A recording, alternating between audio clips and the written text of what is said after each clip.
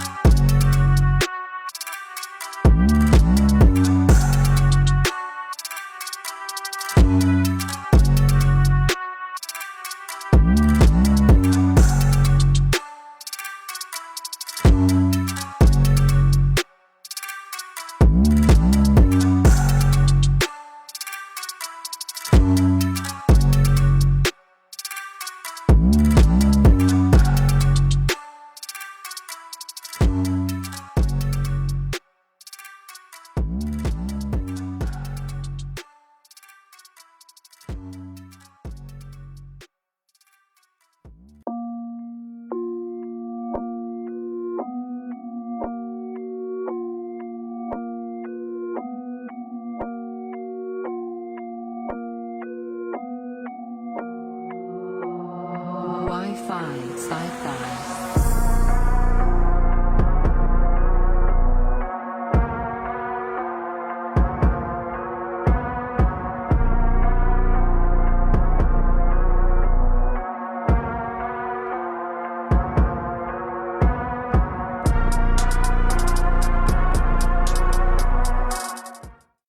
It's gonna get wild here over in the Rift as the Battle of Champions awaits near us. Welcome to the 2023 Gear Games Wild Rift. It is upon us once again, ladies and gentlemen. It's that time of the month. It's me, Salvatore, joined here by the one and only my partner in crime, Pika Yules, back at it again with some League of Legends Wild Rift action for you guys.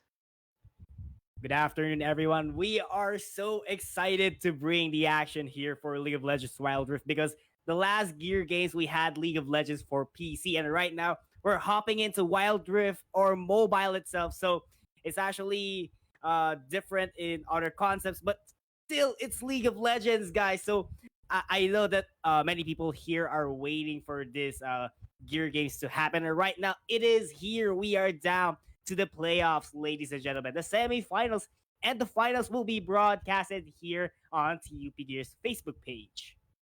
Yes, don't forget to follow TP Gear social medias by heading on over to facebook.com/TP Gear or head on over to our Discord page for any community related events and bondings with us from TP Gear by heading on over to discord.com/TP Gear. Why don't we go ahead, PKUs, and discuss the matchup that awaits us here in the semifinals upper bracket. For the first time ever in GG Wild Rift, we'll be seeing a new environment for these people. Why? Because this is the first time TUP Visayas will meet TUP Manila in a Gear Games matchup in the Wild Rift. It's between Sammy and Friends versus Wild Rift Aces, with the latter being considered as a powerhouse. PKUs. Wow, Sammy and Friends just took over a game that they had last series. Now heading to the semifinals matchup, I'm pretty excited. How about you, PKUs? I'm actually really looking forward as well, especially that this is, as you said a while ago, a new environment that we have TUP Visayas over here, which is Team Sammy, who will be competing against TUP Manila, which is the Wild Rift Aces. So it's actually, as you know, it's kind of a rivalry that we've been seeing, especially on Ascent for League of Legends, like the past year of Ascent. And this is more or less like of a rematch, I would say, for the two campuses of TUP. So this is actually will be a big thing, of course, for the fans itself, for the players as well. So this will be a head-to-head match or from head-to-toe match against two campuses. So why don't we head out and let's do our predictions here. TUP Visayas is one of the powerhouses as well in Wild Rift. But Yes. what do you think is gonna happen right now? Okay, PKOs, I have to be honest. This is one of the few moments where my predictions are as right now is 50-50. It's really hard to pick a concrete winner for this series, knowing that it is a best of one. And if I'm gonna play with the odds, okay, I have to put it onto UP Visayas only for the fact that they really amazed me in the last game.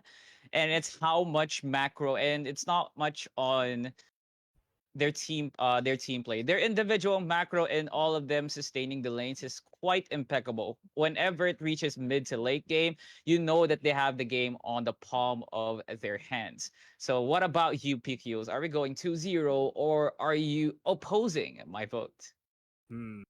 For now, Mm. I will be opposing your vote. Since Oh, wow. while Okay. I'm pretty confident with Wild Rift Aces right now. TOP Manila not so biased, but this is Wild Rift Aces. We've been seeing popular names in this team, so let's see later. It will be on the map. It will be on the picks and bans, of course. Let's see if they will be getting those S tier champs or like it's gonna be on the counter picks as well. So we'll be seeing later. But for now, I'll be voting myself for Wild Rift Aces. So this will be a 1-to-1 for both of us.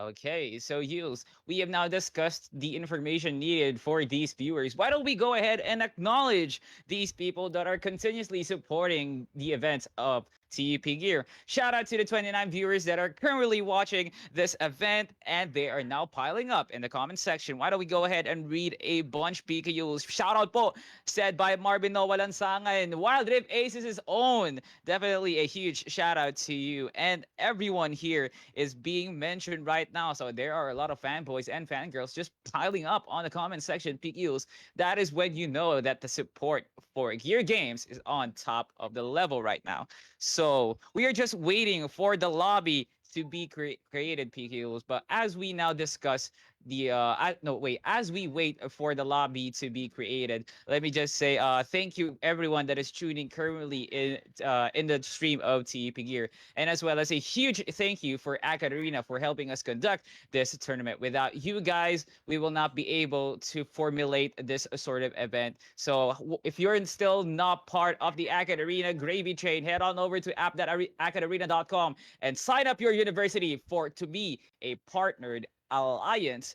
PKUs, League of Legends Wild Rift up to your mind, knowing that this is a much more fast-paced, more energetic type of League of Legends. And right now, I am seeing the Champ Select screen looking so beautiful, PKUs. It's such a breath of fresh air. And right now, Wild Rift Aces, first ban, Karma, definitely a good pick on the mid and Dragon lane, knowing her burst potential in the most earliest fights is definitely impeccable. How about you? Any thoughts so far, PKOs, as to how TUPB will draft their specific lineup? Actually, they are really hovering over good bans here, especially on that Yone.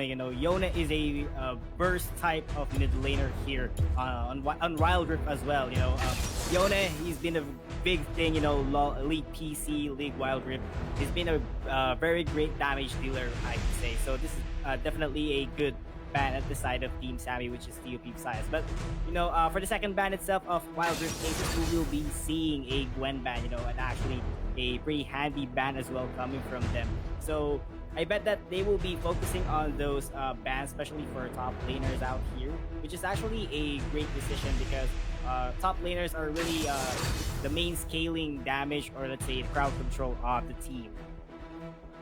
Yes, before I do proceed on to my analysis, the comment section videos is getting crazy. So shout out John Christian Torres, shout out po, single ako. And before you do promote yourself, vote John Christian Torres to be the Rookie Player of the Year for the upcoming AA Awards. It will be so beneficial for us to have one of our players win that prestigious award. Shout out kay Jeff Ordoño, always active on the stream ends, and as well as Adrian Luteria, one of the players here at GG Wildrift. So huge shout out to each and every one of you. Also to the Carry On by Jericho Ray Lambit. Huge shout out to that team as well. And as well as to all of the viewers that are still piling up for this stream. As we see now, champions are now being locked in left and right. PKUs, as we see right now, a first pick, a Nautilus locked in by Sammy and friends. It's not usual that we see a possible lock in instantly Nautilus. This could possibly be played onto the Baron side or even a support. Either way, the impact of a Nautilus having multiple crowd control abilities in your kit is definitely beneficial once you build up to a team that could funnel like someone like a Kaisa or Samira, or even a very good Jace mid lane being played by Sammy and friends.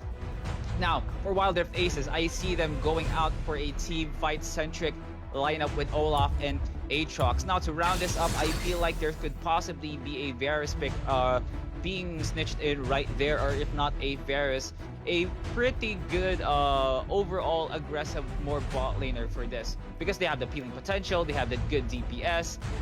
They could still snitch in some really good champions there in the bot lane. So a Garen now being covered by Sammy and friends. You know, ladies and gentlemen, this is a best of one. Winner will advance instantly to the finals, and this is the same stream that we will be crowning them as champions. So second phase will now commence. PKUs, any thoughts so far or impressions of the lineups? We've been seeing that they will be prioritizing their Baron laners out here. As you can see, for the Wildrift Aces, they hovered over Aatrox here. You know, one of the metas as well here on Wildrift, of course. But you know, I like the pick Sammy and friends, which is a Nautilus. I don't know where that Nautilus will be going. Is it a support for Dragon Lane, or it will be a Baron laner, you know? But having over such crowd control champion here in Wildrift is very beneficial, especially on team fights wherein they will be prioritizing objectives here, such as the Dragon and Baron. Nautilus can give a lot of space when it comes to zoning the opponents here, especially on their on the opponent's side, marksman and the jungler itself. So let's see how things will be done here as the second phase of banning is commencing right now. Team Sammy banning over here Ziggs, and Wildrift Aces will be banning Lux as well for the support. So this is a very weird ban for Wildrift Aces, because I expected them to actually pick a very aggressive ADC or even an APC when they hovered Lux. Now they have a few champions onto their arsenal that could be locked in here. It could be Tristana, Kaisa. They could also hover in a possible Ashe pick for the ADC, because they do not have that kiting potential. Yes, they have the all-in, but no kiting whatsoever. So it's pretty weird that they did ban here the Lux and as well as the Varus, which also could round up their lineup. So I feel like they are now denying Sammy to add more crowd control as to already what they have, because they already have Nautilus, they have Vi, and having them pick those two champions that were banned by Wildrift Aces, ang laki ng magiging impact dun sa early skirmishes na magagawa nila, knowing this is fast-paced. The invades are gonna be crazy for Sammy and friends. Now they are now, wow, an insta-lock Morgana. Very ballsy play for Sammy and friends. What is the answer back for Wildrift Aces? They have crowd control everywhere. Now a Senna locked in. So is this gonna be Senna Corki or Senna Galio? It could probably be either of the two, but either way, I am already happy with the lineup being hovered in by Wildrift Aces. Now, the answer back for Sammy and friends is still waiting upon us, ladies and gentlemen. So how can this be impactful for Sammy? Because they already have so much DPS and kiting, but tank potential, it is still very not common. But wow, okay, Akali is the main mid laner for Sammy and friends. So after rounding up super crowd control heavy champions, they used a damage reliant assassin for them to finish up this mid lane. This is game number 1, semifinals, upper bracket. Wildrift Aces representing TUP Manila versus Sammy and friends representing TUP Visayas. The animosity, the environment is so destructive, PKUs. And any thoughts can you give us? This is actually a 50-50 situation for me, Salvatore. As you can see, Wildrift Aces are hovered over Senna and Porky, one of the long-range champions here in Wildrift. But on the other hand, look at the crowd control from Sammy and friends, and as well as the Akali covered by Heron, of course. Having an Akali, an assassin that can deal a lot of damage when it comes to killing those ranged champions such as Corki and Senna. So that will actually be beneficial for them if they can do the crowd controlling and the assassination from Heron in the right way. But let's see how Wildrift Aces will deal with this one. They have Galio over here who can manage some crowds here, as well as the entry coming from Bitterbrill, which is an Olaf. So let's see if they can pull this over, ladies and gentlemen. Again, game number 1 for semifinals. It's Wildrift Aces versus Sammy and friends. Let me know in the comment section. What are your thoughts? Hey, so what about the comments of these dear viewers? Are you the fan of TUP Manila or a fan of TUP Visayas? Comment it in the comments below. Who will be your front runner for a team that will advance in the finals? I'm so excited. I'm so pumped up. PKOs, it is such a new take a look as to how beautifully we transitioned into the Wild Rift. Wow, that is such an amazing sight to see. As take a look right now, Sammy and friends are now hovering in the top side bush as Ushiro is getting some early stacks here at the passive, but fails to do so. Actually, right now, laning phase will now begin, as this is a very, very different phase as we see right now. So so this is a very common strat for Ushiro to get early stacks in his passive and have them robs just have the time of his life just guarding Ushiro in the mid lane. Now we see Appa still doing what is best enough. So apparently Sammy and friends read the play of Wildrift Aces very fairly enough, as they countered it with a lane swap of their own. What do you think? Bitterbrill could go in for invade angle here, knowing that his early game is really good, and the early game damage of Appa is also good as well. So an invade angle could be in the mix here by Wildrift Aces. That is really possible, but look at the discipline coming from both teams.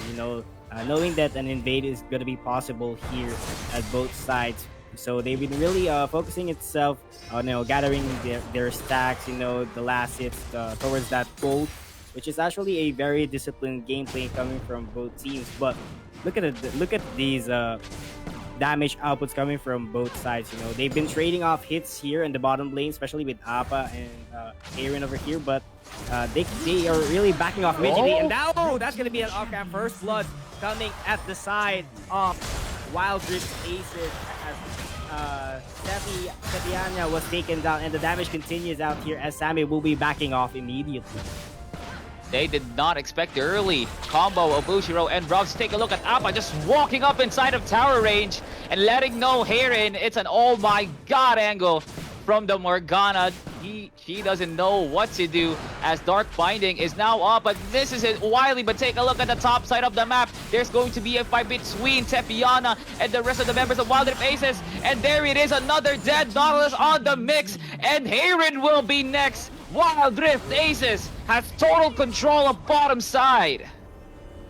What a control coming from the blue side as Marvin will try to take down Stain here, but Stain will be backing off immediately as Marvin will try to reposition himself as well. But it's not yet over here. It's still a possible and winnable entry coming from Marvin, but can Stain outplay this situation as he will be backing off as the minion wave has been pushed.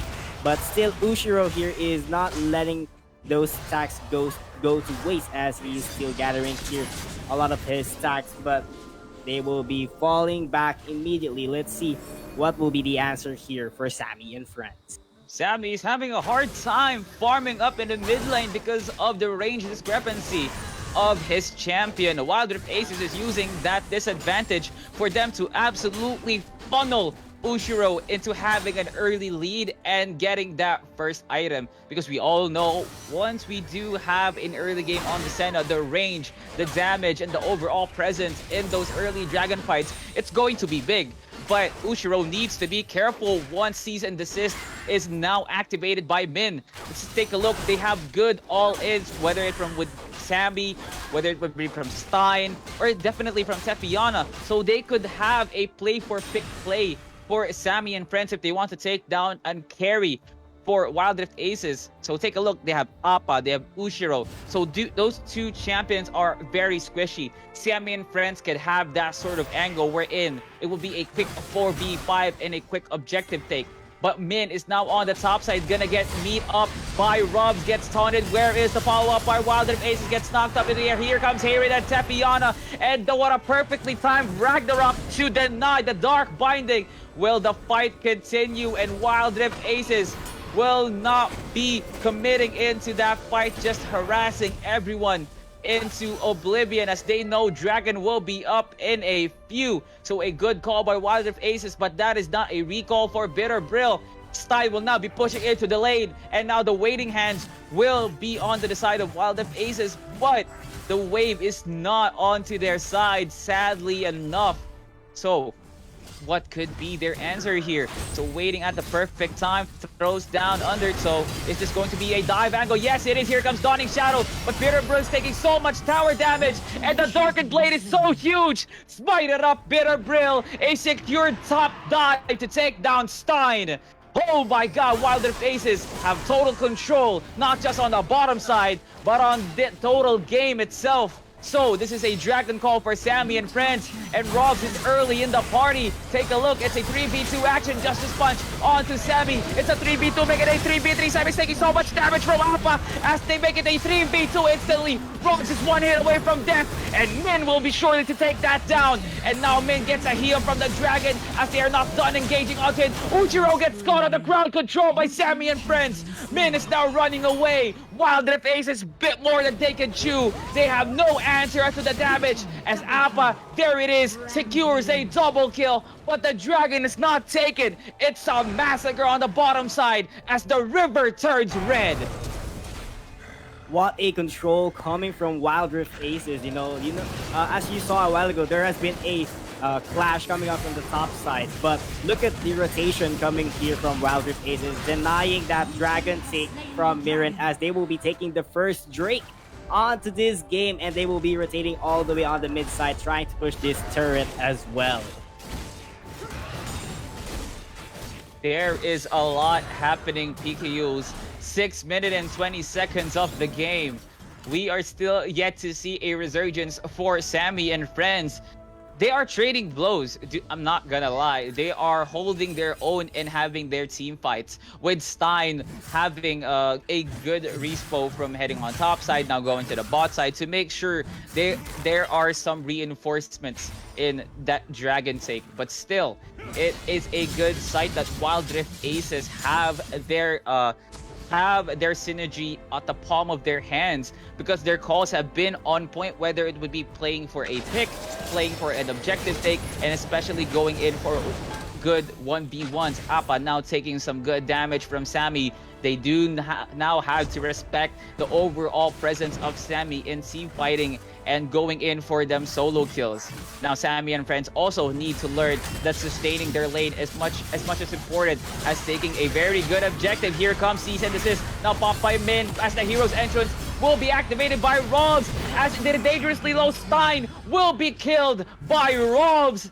Wow, what a presence of mind by Robs to absolutely use that ulti, as Brill is so angry with Ragnarok going in for a possible tower dive. 4 members are now closing into the top side of the map, as Robs will now be hovering for a roam. So this could possibly be a angle as to whoever will be caught. Dredgeline misses, as Tefiana will still be living another day, because we all know if that hits, we could possibly see a dead support over on Sammy and friends, PKOs.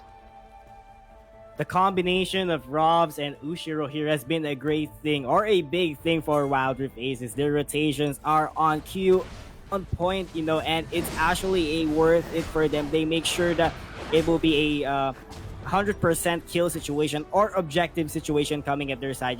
There isn't such a failed gank that we've been seeing from Rovs out here, and everything is going on their hands. The map control here of Wildrift Aces is really an S tier, I would say. But as you said a while ago, they have been trading blows out here. It's not yet a dead spot coming at the side of Sammy and friends, because they have been scaling a lot here. They can trade blows immediately. It's just they need the perfect opportunity. And speaking of the perfect opportunity, another opportunity is being given here for Wildrift Aces, as Stein will be running for his life, but Bitterbrill will be chasing that one as they will be cleaning up the kill, gets the kill, and that will be the mid push coming at the side of Sammy and friends, as they have been trading blows immediately. And that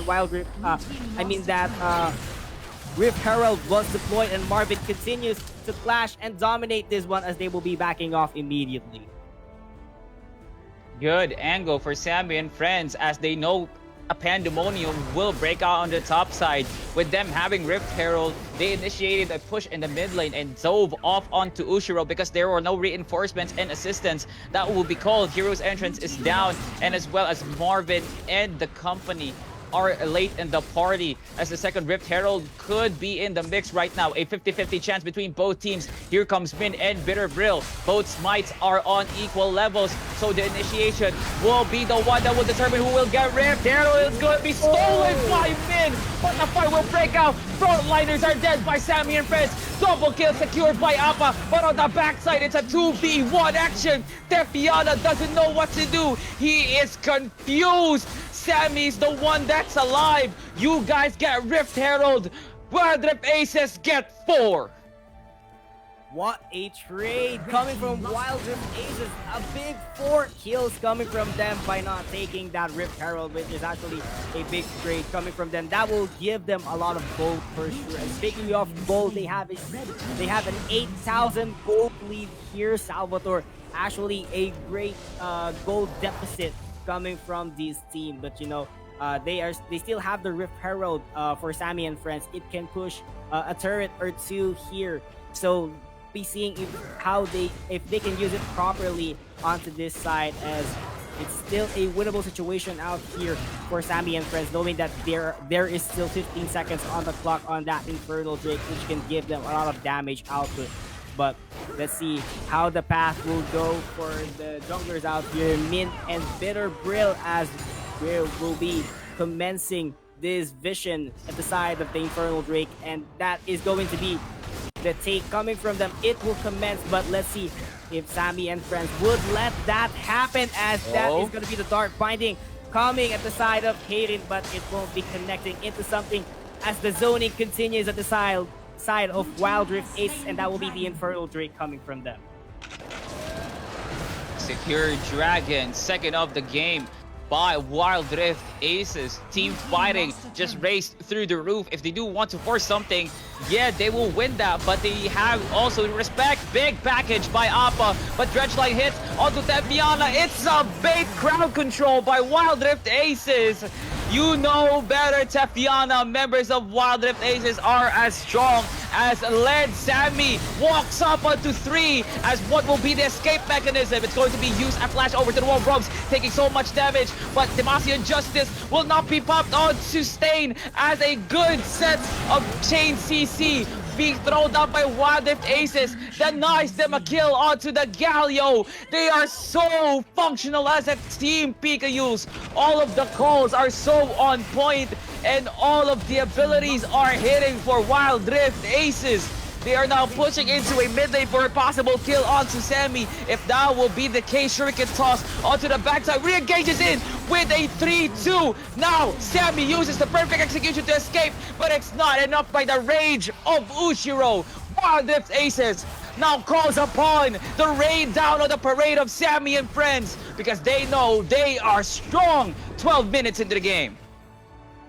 Sammy and friends is feeling the pressure right now, and look at the push coming from Wildrift Aces in order to secure that Baron. It will be so on in 3 seconds right now, as Bitterbrill is trying to position himself already towards Baron, but will this be the Baron take coming at their side? It's still a pretty winnable situation for them, knowing that Sammy and friends out here are really clearing some minion waves in order to push and contest that Baron. But look at the push. Look at the angle coming here from Min as he is trying to look for a vision out here in order to clear that Baron.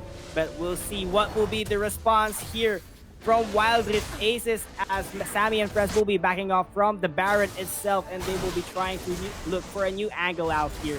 But Bitter Brill is trying to go for it immediately and will be diving here into the jungle. But seems like there will be a repositioning coming from the shot caller of their team as Ruff is just trying to push the wave again for a better success rate in securing that Baron as the Baron is already starting here by the side of Wildrift Aces. It's already halfway dead. The Baron is halfway already, not knowing. Sammy and friends have no idea what is happening. The Baron River out here, as that will be the Baron take coming at the side of Wildrift Aces, but it's not yet done. Marvin is trying to chase for a kill, but they will be backing off immediately and go for a lane push at their hand. Sammy and friends didn't have any sort of prio. Wildrift Aces has very good wave management and wave clearing. They know top side and mid side are being pushed in. So Baron is a no-brainer. And as well as Min doesn't have any vision. So that is 100-0 for Wildrift Aces. Now with good Dragon take and as well as Barry, they can force anything as Hayren goes AWOL into Sammy and friends. He doesn't know what to do after over the burst damage of Wildrift Aces. Alpha just walks in inside of the base. A huge triple to finish things off. 3 members are down. Min and Sammy are the ones that only alive for Sammy and friends. As take a look at multiple members of Wildrift Aces just closing in onto the base. Appa and everybody proving dominance into the Wildrift. Wildrift Aces at the finals with such a dominating display of skill. Wildrift Aces bulldoze their way all to the base of Sammy and friends and make sure that they ace this game onto the semifinals. What a game coming from both seeds. What a game indeed, PKUs. Just take a look as to how they were able to make the right calls. They are just all over the roof when it comes to just breaching all of the angles that Sammy and friends wants to call for. Dragon, yes, we are quick. We read that perfectly. Baron, they were just they don't have no clue whatsoever. They didn't even have any vision and they do want a top lane dive. Yes, Wildrift Aces called that perfectly. Just as Sammy and friends were not expecting any of those that Wildrift Aces played out. And that gave them something to ponder about because they weren't able to answer anything Aces had to throw them. Congratulations to Wildrift Aces, Sammy and friends. Your valiant efforts are truly appreciated. Now, first team advances to the finals. What will be the fate of the lower bracket semis? We will find out in a few. Yes, and you do love the match that we have been seeing so far here, Salvatore. So, what more we will be seeing later for the lower semis, and of course, the much more awaited grand finals for Gear Games Wild Rift, ladies and gentlemen. What do you think? What is your prediction right now? So, there are a lot of possibilities that can happen for today. But right now, let's hop into the comments section below. So, Wild Drift pang aces, sabi dito ni Henry Mendoza Jr. Shoutout naman syempre dyan sa ating kumpare. Wala daw po bang Bisaya dub, sabi ni John Louie. Ay nako, kung marunong lang ako, ginawa ko na yan para sa inyo. Mm. And wala munang makakalimot mga kaibigan, Akad Arena 2022. Akad Arena is holding their AA Awards 2022 for all of its partnered alliance organizations because TUP Gear hindi sila magpapatalo sa pagpapadala ng mga best nominees for those awards. We are asking for your help. The viewers that are currently watching at home, vote for TUP Gear as the best alliance organization for this upcoming AA Awards 2022. And it's not just that section that should be awarded. There is Rookie Leader of the Year being represented by John Christian Kichan Torres, Rookie Leader of the Year represented by Rojin Mayri Eugene Cobelo, and the very best of the business, the student leader of the year being represented by the man, the myth, the legend himself, Christian Ryle Jihan Legaspi. Cast your votes right now because we'll be holding a giveaway for those lucky voters. All of those will be won by 100 Gcash, jersey, and the very best lanyard in the business, the TUP Gear lanyard. So, who doesn't want those awards? Cast your votes right now. Head on over to the Facebook page of TUP Gear to find that post, and you'll be awarded with those awards if you vote. Once again, Akad Arena is holding their Akad Arena Awards for 2022. Cast your votes into that award in order for you to have a chance to win a giveaway hosted by TUP Gear. Cast your votes now.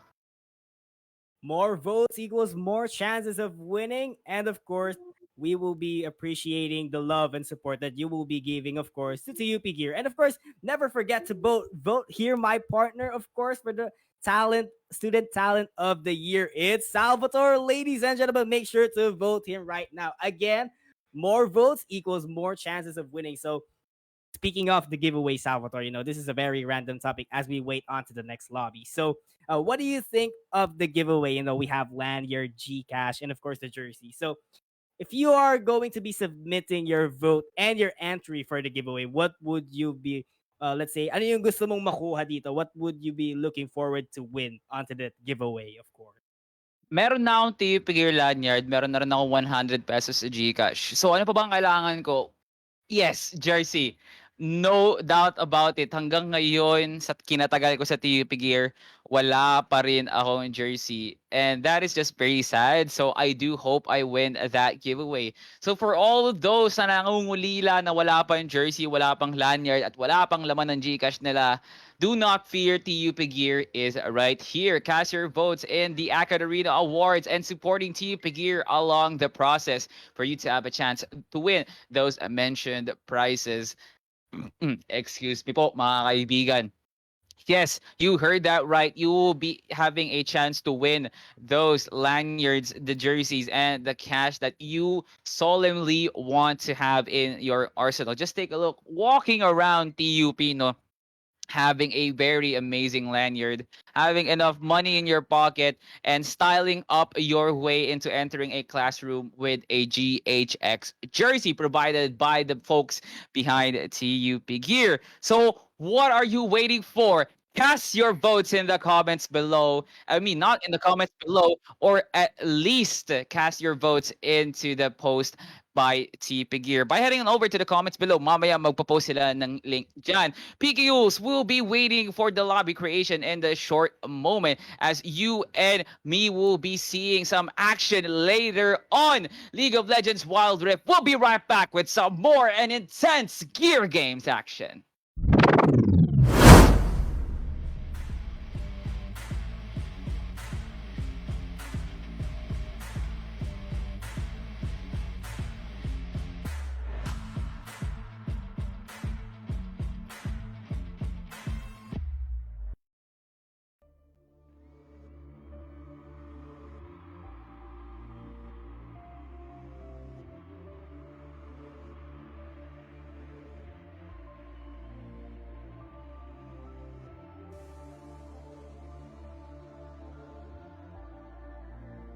Outside the game, I'd have a hard time making decisions and just go through life without any direction really. But when I'm in the game and as captain of the team, I have to make confident split-second decisions to lead our team and give us that direction we need to win the game.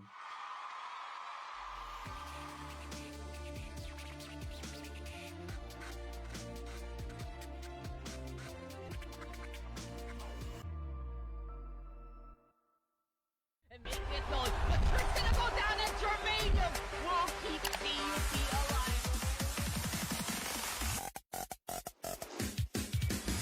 Pati na yung sinasabi ko kanina na kailangan ng It's going to be a problem in the first game of first quarter.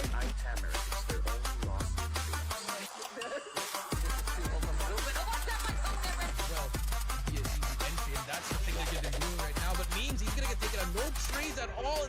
That's so unfortunate. It's gonna be 3 kills for Memes, but he's.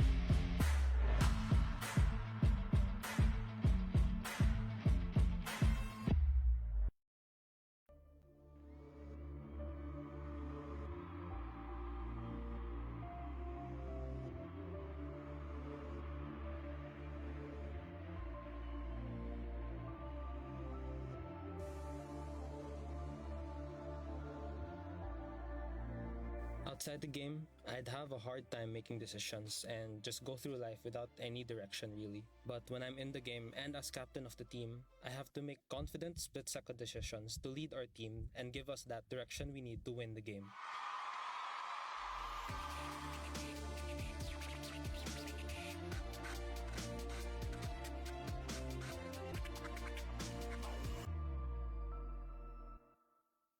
And make it known. But first gonna go down and Germanium will keep CUP alive. Pati na yung sinasabi ko kanina na kailangan ng It's going to be a problem in the first game of first quarter.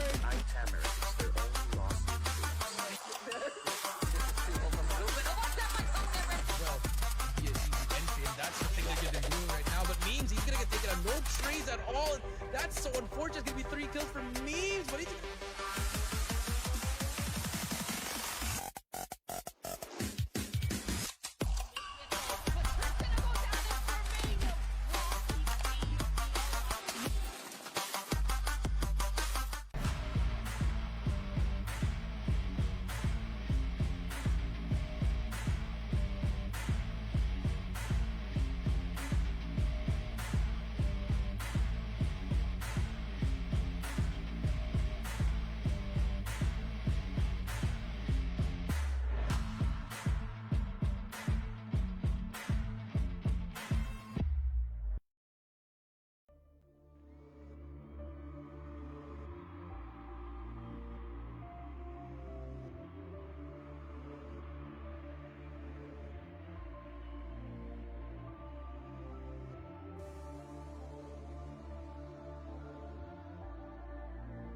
Outside the game, I'd have a hard time making decisions and just go through life without any direction really. But when I'm in the game and as captain of the team, I have to make confident split-second decisions to lead our team and give us that direction we need to win the game.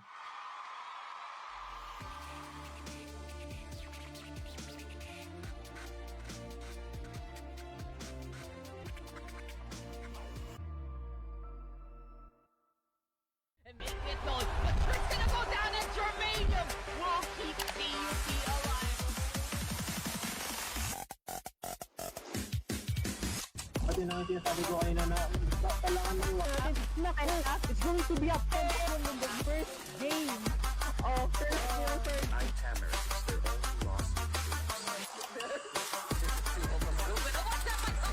Well, he is entry, and that's the thing that they're doing right now. But Memes, he's gonna get taken on no trades at all. That's so unfortunate. It's gonna be 3 kills for Memes, but he's.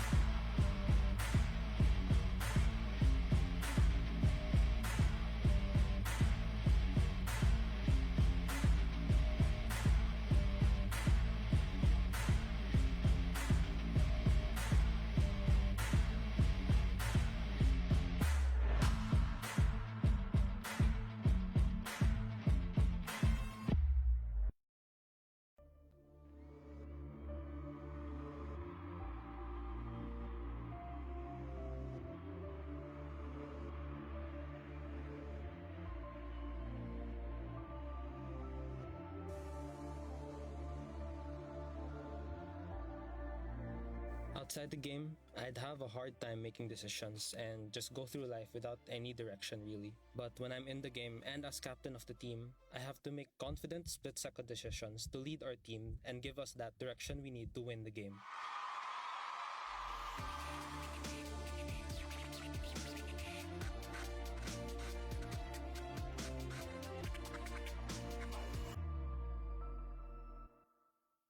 And make it known. But first gonna go down and Germanium will keep CUP alive. Pati na yung sinasabi ko kanina na kailangan mo It's not enough. It's going to be a problem in the first game of first quarter.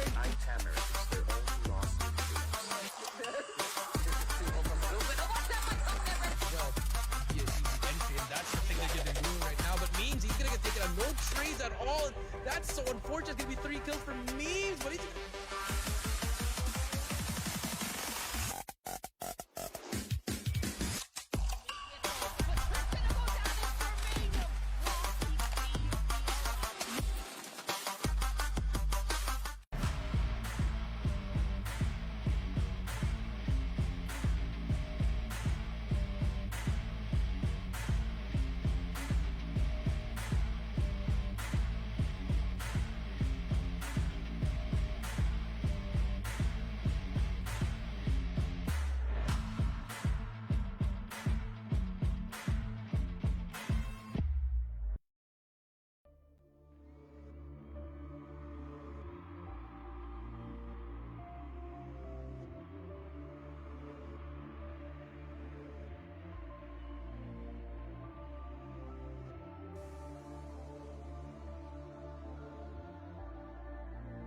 Outside the game, I'd have a hard time making decisions and just go through life without any direction really. But when I'm in Whoa, ladies and gentlemen, we're back after that short break.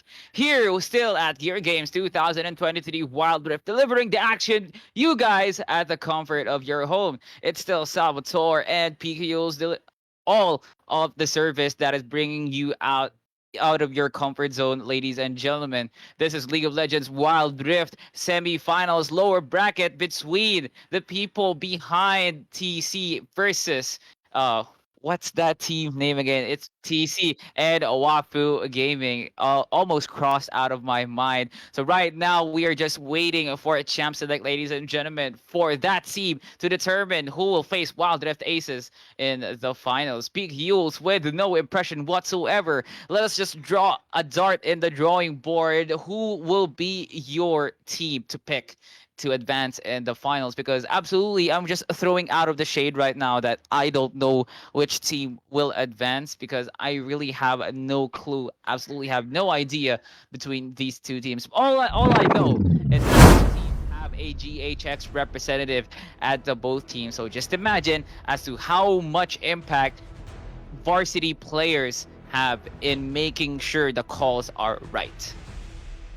I was actually pointing my finger a while ago at the monitor, Salvatore, and I was like just randomly shaking my finger, something like that, and then it stopped to Team Carrion. So right now I'll be looking forward to Team Carrion. So we'll see if that prediction coming from my pointing fingers will come true later, as they will be banning Zeri, of course, for their first ban. You know, a very reliant ADC onto this game will be banned by Team Carrion. I'm still waiting for the newly released champion to be picked, which is Urgot. There are a lot of comps that you could play out of that champion, whether it would be a Orianna, whether it would be a Graves jungle. It could also pair up with a Lulu. Any enchanter support, good Urgot could play out of those champions. Imagine how much impact it would be brought upon once those early skirmishes are given to us PKUs. So a Zed and Aatrox ban now being completed by both teams respectively, and a very well scouted Jace ban as well. So they are all targeting early game champions as to what champion will have an impact in all of those lanes. So I'm not surprised that both of these teams are doing that, PQs. Now, first phase of banning is now completed as what could be the main champion for the side of TC. So this could possibly be an early ADC or bot lane pick, or if not, it could possibly be a mid laner. Yes, it is an ADC pick now locked in by Team Carry On. It is Senna. I told you, PKUs, they have priority over the ADC. Because at this sort of banning phase, I saw the opportunity for them to lock in Senna, because knowing that they did ban Zeri, they saw the opportunity like it was food on the plate. Now for WFG, they did pick Ziggs as a possible artillery mage, or even a dragon laner. So we'll still wait and see as to how WFG rounds up their lineup. So PKUs, any thoughts so far as to what could be the possible mindset for TC heading on to how they will round up Senna? Actually, they are going to be hovering over a Senna here, so I would be much or less will be seeing here a range damage dealer over here, and look at the combination that they are going to be trying to do here.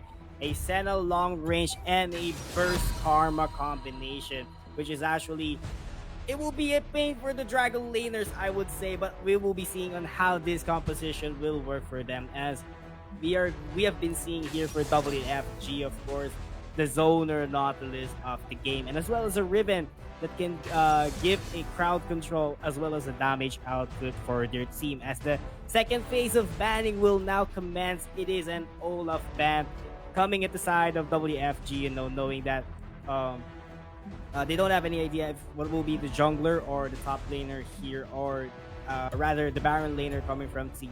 So we'll be seeing that later on, as the Akali ban is being commenced here at the side of TC.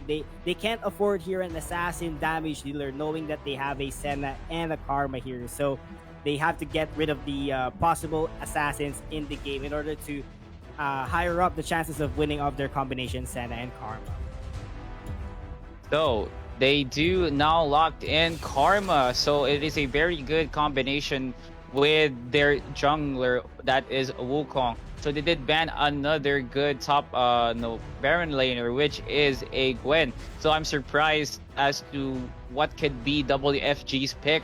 Aurelia is open, and as well as a very aggressive jungler, which is Xin Zhao. So this Riven could be played in the dragon lane, but I stand corrected because WFG now locks in Vi. So it is looking like a Riven Baron lane angle for Wafu Gaming. So with TC's chances, they could lock in some sort of tanky AP bruiser like a Galio, which is what they locked in to round up their combo of Wukong and Karma. So now I'm just also reeling into WFG's chances of picking a very good tank as well. Not just onto the Nautilus, but they also need that some sort of good side.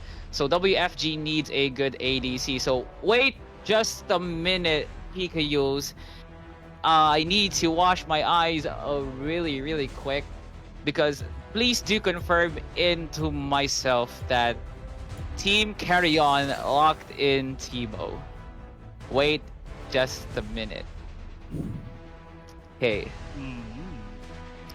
What do you think of this team? Okay, I don't know if I am outdated for the meta in Wildrift. I know I'm not. I know this is off meta. This is really weird. Okay, so it's kind of looking like they'll be playing it at Baron lane, but I don't know if that's going to be good for a Teemo, because they do have a good ganking jungler, which is Vi. But I do understand that the impact of a Teemo probably fighting off against Riven to at least deny Runic Blades' damage amplification. So I kind of understand that part. But scaling wise, how can you play around the Teemo? So yes, ladies and gentlemen, you are not blind. You are seeing this in the flesh. It is Teemo locked in by Team Carry On. So PKUs, after saying that line, yes, it is a line being said here at GGWR. Teemo locked in. Any thoughts? We'll be seeing later. That's actually the thought that comes into my mind.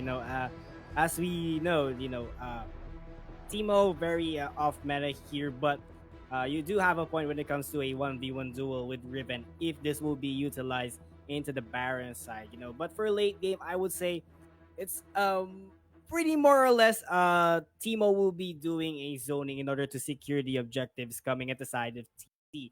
As well as delaying some pushes or damage coming from Scar or Doubtful onto the late game. But um, it's still not the best pick, I would say. But I'm just gonna keep my hands up here, and we'll be seeing how ASOL will be using this Teemo onto this game. So without further ado, ladies and gentlemen, the semifinals, game number 2, the lower semifinals. It's Team Carry On, aka TC, versus WFG or Team Wafu Gaming. Who do you think will emerge victorious onto this game and will be facing Wildrift Aces into the grand finals? I'm still in shock, PKUs. I'm still in shock. Minions have spawned. For numerous reasons. This is not a very, very good matchup for Teemo, but let's give him the light. We've been damning on the name Teemo for quite some time now, so it's very fitting for us to at least shed some light on a Teemo locked in, because we know who already has the most courage of this team, which is TC. So now, with WFG having quite undoubtedly a better draft than the enemy team because of how much well-rounded they are. So yes, I am giving props for Team TC to at least trying into this sort of game. So yes, it is a Teemo top in, locked in by Aman ASOL. So WFG now is going to be possibly centric on ganking top side. If that's not an angle for WFG to do, I don't know. Possibly.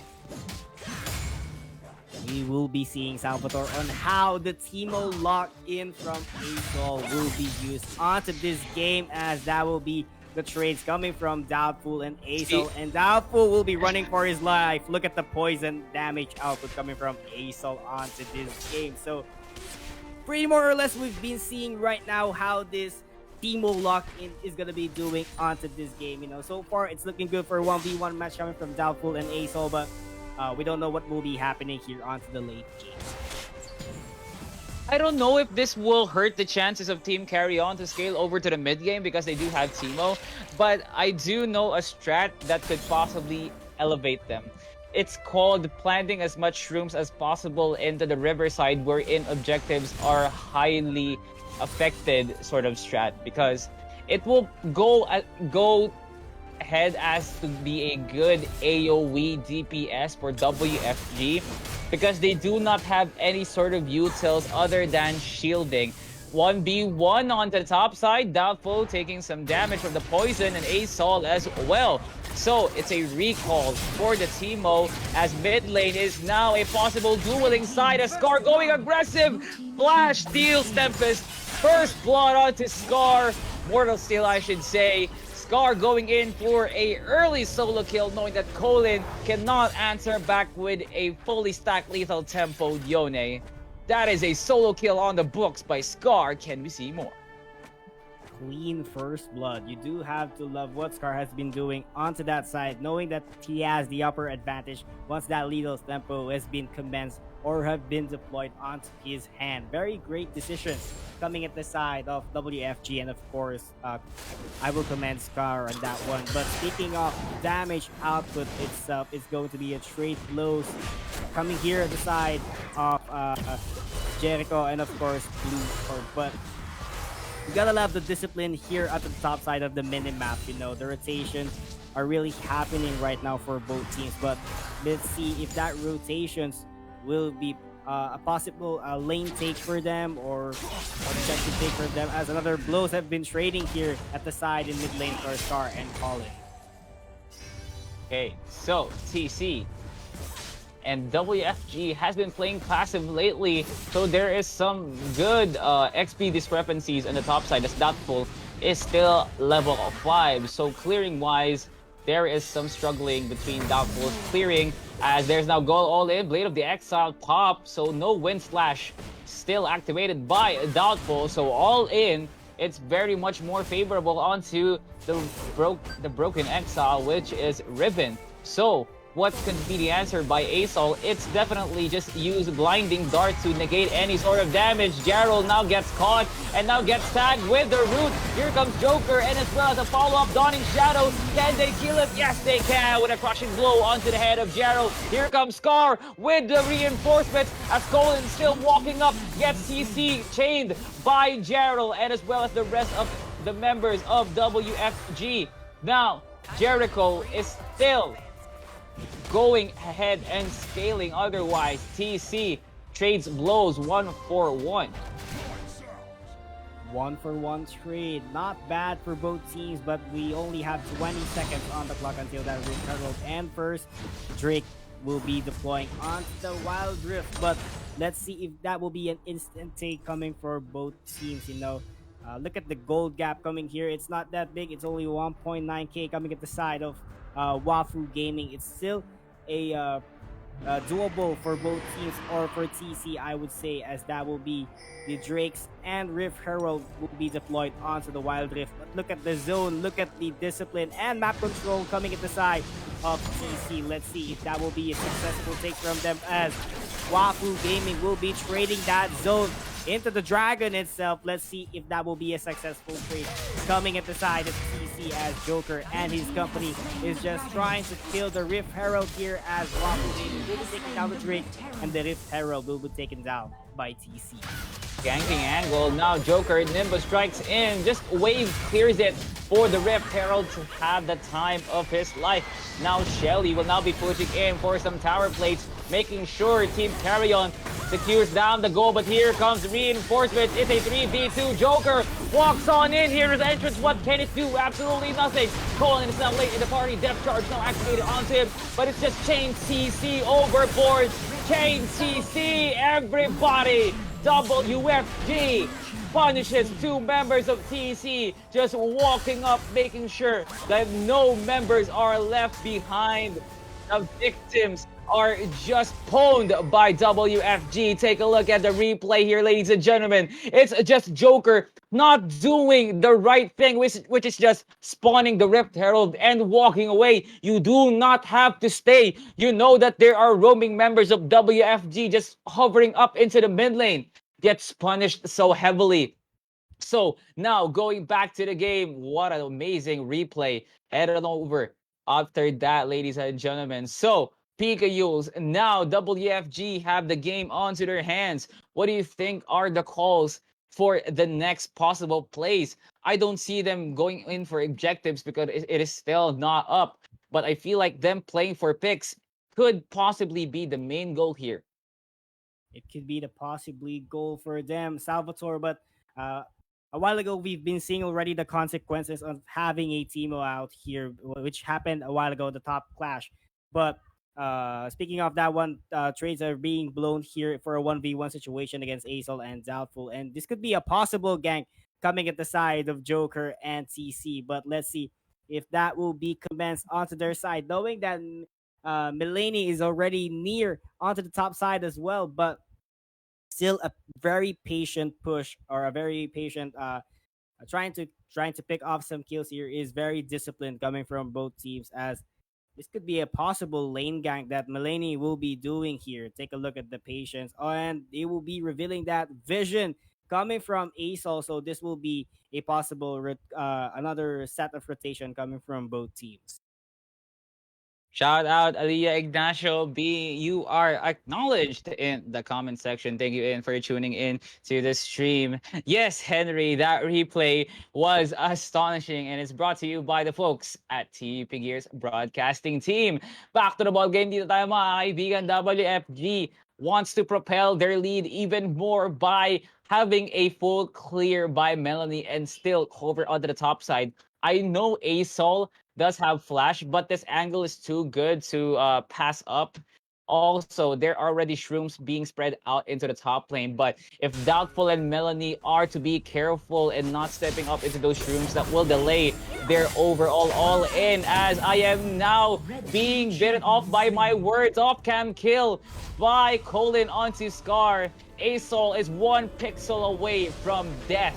Doubtful doesn't need a jungler to go all in. It's enough for him to be himself in securing down top side. So, with a struggling Doubtful, what could be the answer by Melody? I feel like there should be some aggression and ganking onto the top side, because now that Asol doesn't have flash, it is a possible free kill for WFG. Now, members are now piling up into the top side because they know Rift Herald will now be up. It is a big contest for both teams, knowing that there is a prio into the mid side. Jericho will now be going in for a recall. Now Melanie secures and Scuttle Crab as well. So there is so much more control for the red side to absolutely secure down Rift Herald. They have the CC, they have the damage. Melanie's Smite is now up. They do have Mega Inferno Bomb. So this is a 50-50 angle for Team Carry On as to what can WFG answer back. Yes, they do have Fate Unsealed as well.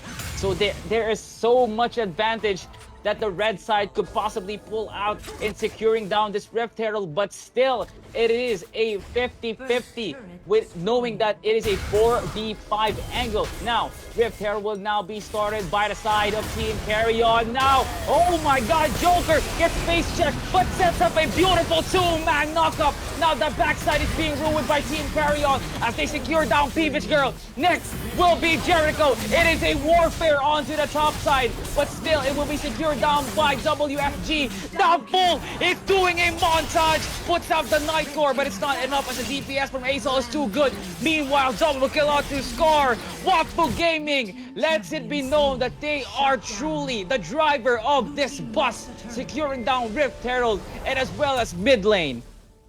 Take a look at the replay, Salvatore. The double knock up coming here at the side of Team Carry On, especially the entry point coming from Joker, gave them a lot of room in order to secure, in order to for higher chances of securing that Rift Herald. But out of nowhere, the damage output coming at the side of Wafu Gaming make them sure to win that clash and of course take down the Rift Herald as well. A very beautiful trade-offs coming at the side of Wafu Gaming, but it's not yet over, Salvatore. There will be another part coming here at the side of the Dragon River. Out here, Scar trying his best to zone the opponents away of Team Carry On. Let's see if what will be the answer, or what will be the comeback point at the side of Team Carry On. It's just trading off close. Oh my goodness, Melanie spots down that angle onto the bush of the dragon, but that's not going to be enough for a go-to kill, as Team Carry On right now is having a hard time here.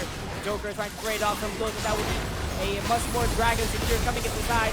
And look at that, he's a bit pop up. And look at that, Hero's Entrance coming at the side of Colin. The damage output out of nowhere is just too great for Wafu Gaming, as they will be eliminating 2 people at the side of Team Carry On, and they will be backing off onto their lives.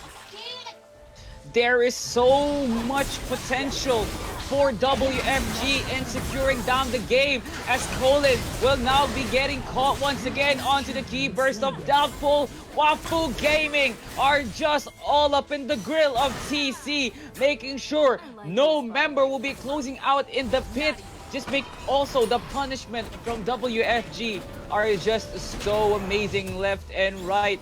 They are just over and over again, making sure no one gets left behind. WFG's ability to set up a fight is just amazing, PKUs. They are now on the board with dragons and as well as a Rift Herald take. Take a look at mid lane. They have Prio. So once the main objective of the top side goes up again, they have this sort of advantage again, PKUs. The calls are just on point.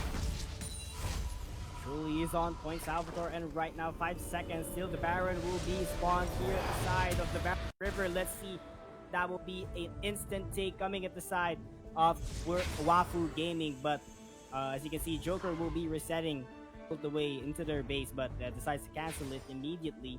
knowing that the Baron already here and the members of Wafu Gaming is just lurking all around the jungle, trying to clear the camp, trying to up their weights, as Scar will be saved here by Joker. And oh my goodness, what did just happen out as Scar will be taken down?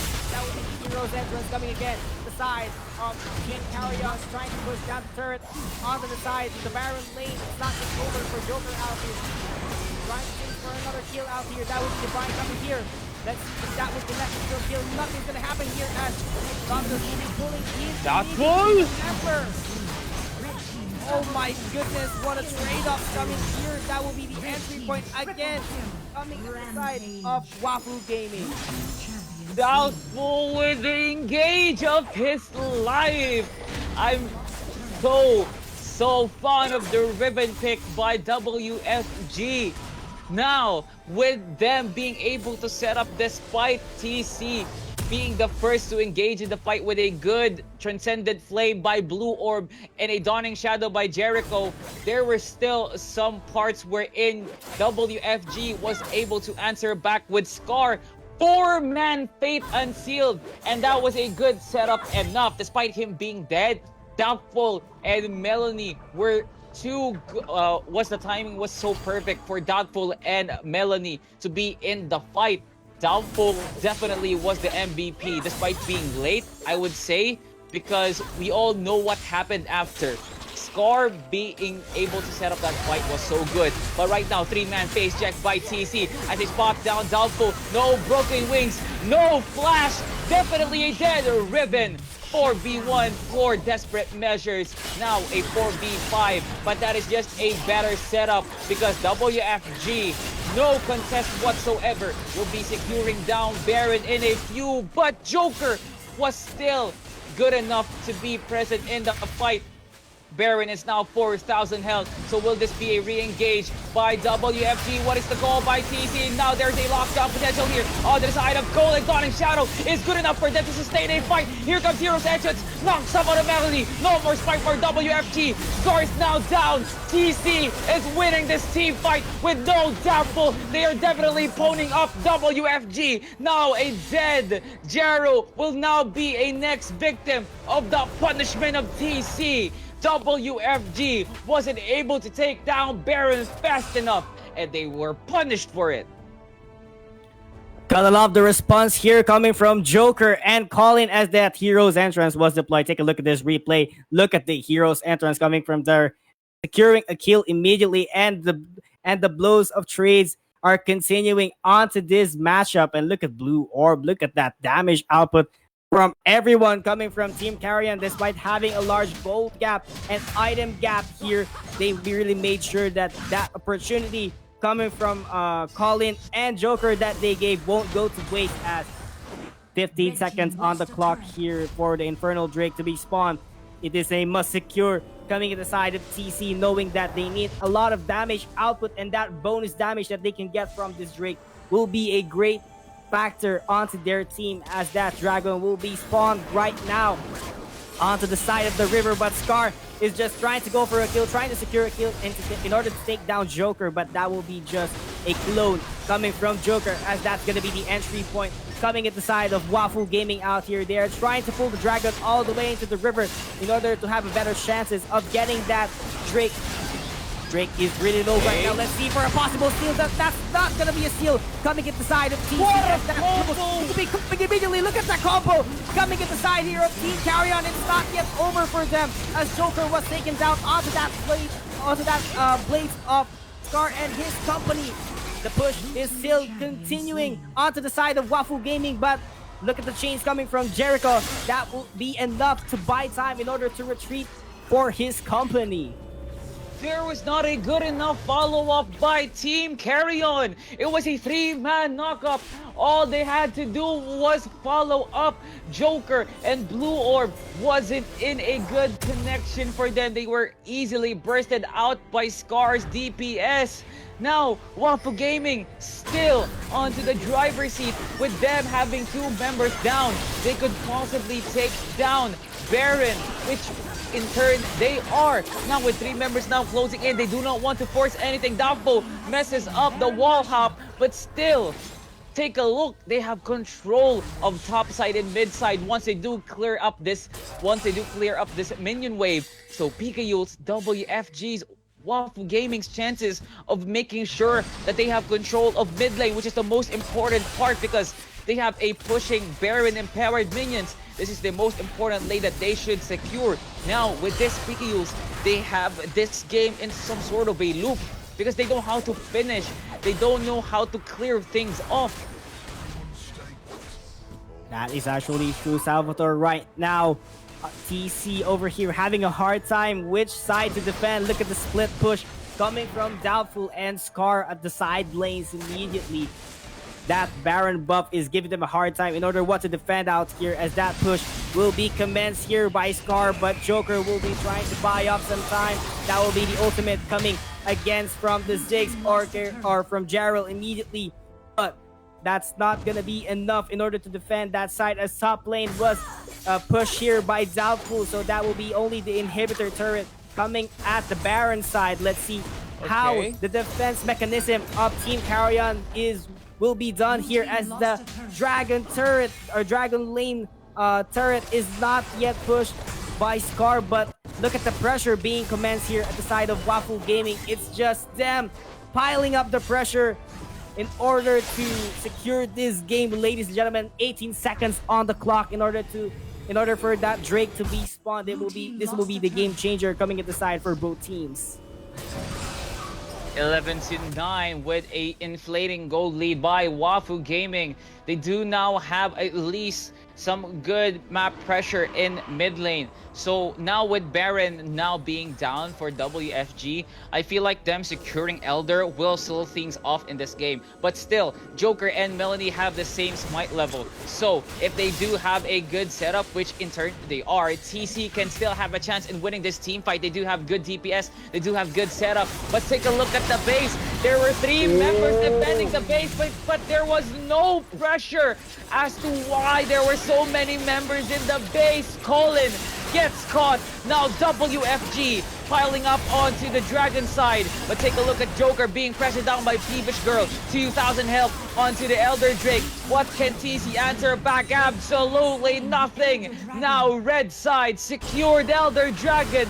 This could possibly be the game. Take a look at Doubtful going ham onto the base as he now flashes in towards the enemy team. Now Azo is doing some good damage from the poison, and Joker disengages the fight with Cyclone. Now there goes in Peevish Girl with a direct slide onto Joker. Follow up onto Scar, and they secure down onto Joker. But what's the point of killing enemies when your Nexus is dead?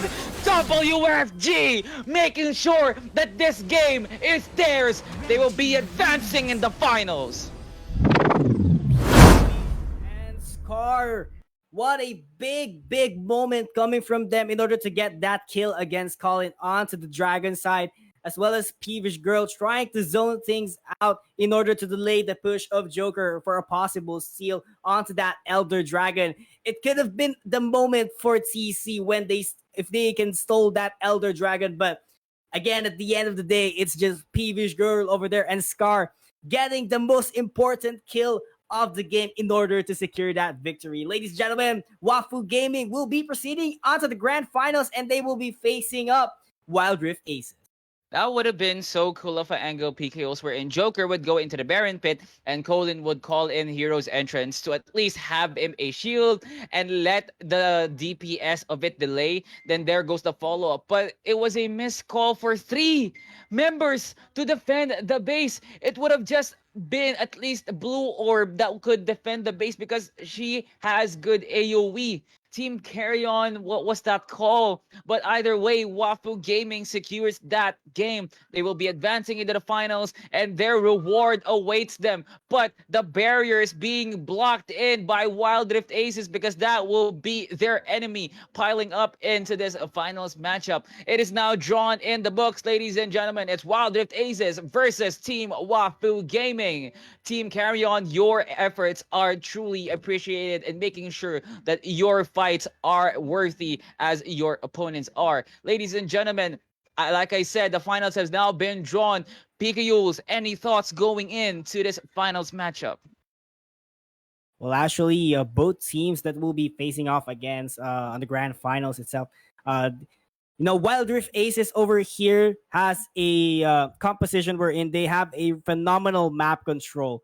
And the other team out here, Wafu Gaming, they have been really passive onto their gameplay, and they are just trying to scale and build up their items in order for that late game composition that they have done on the past game. So pretty more or less, it's a 50-50 basis, but we'll be seeing later what's gonna happen onto that grand finals match. Again, it's a best of 3 series. A lot of things can happen out there. Those things will await us, PKUs, as Gear Games. We'll be right back with some finals matchup between Team Wafu Gaming and Wildrift Aces. League of Legends Wildrift will be right back after a short break.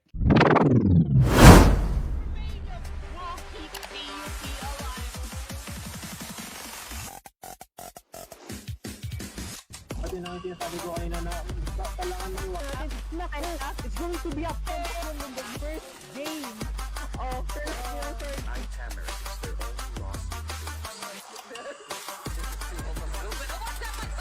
Well, he is easy entry, and that's the thing that you've been doing right now. But Memes, he's gonna get taken on no trades at all. That's so unfortunate. It's gonna be 3 kills for Memes, but he's.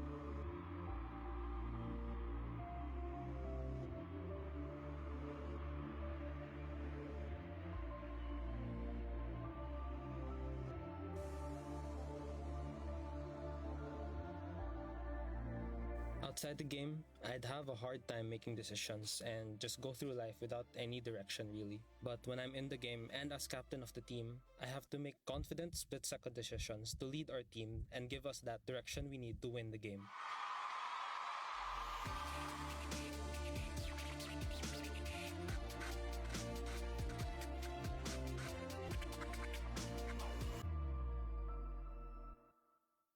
And make it known. But Trick's gonna go down, and Germanium will keep CUP alive. pati na yung sinasabi ko kanina na kailangan mo It's going to be a problem in the first game of first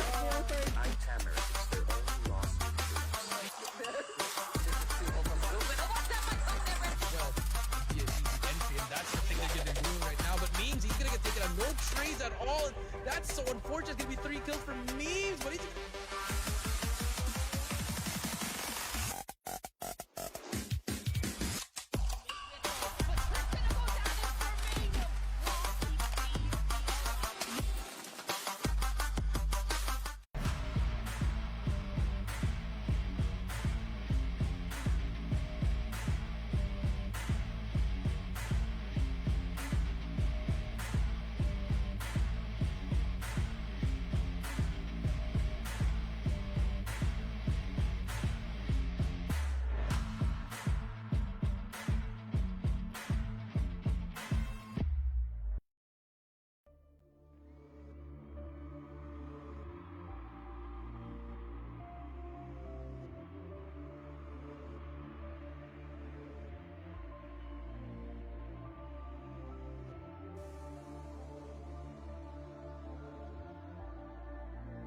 Outside the game, I'd have a hard time making decisions and just go through life without any direction really. But when I'm in the game and as captain of the team, I have to make confident split-second decisions to lead our team and give us that direction we need to win the game.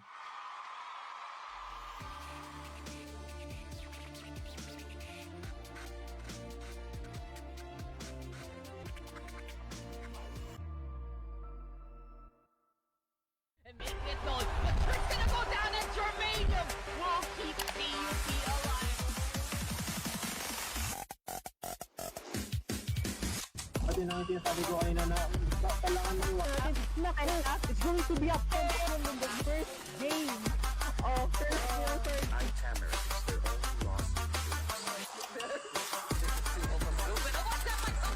Well, entry, and that's the thing that you've been doing right now. But Memes, he's gonna get taken on no trades at all. That's so unfortunate. It's gonna be 3 kills for Memes, but he's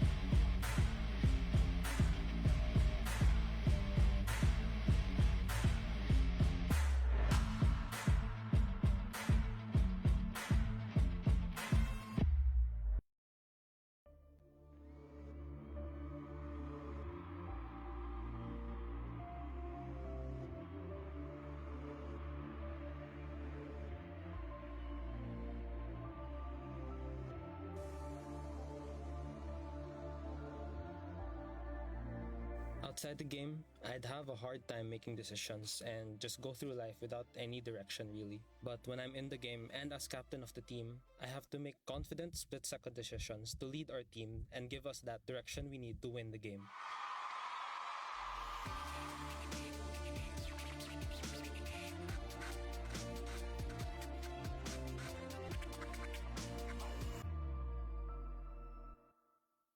And make it known. But first gonna go down and Germanium will keep CUP alive. At yun ang sinasabi ko kanina na kailangan ng It's going to be a tension in the first game of first.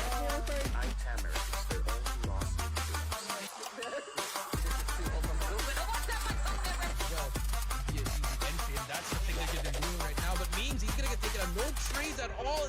That's so unfortunate. It's gonna be 3 kills for Memes, but he's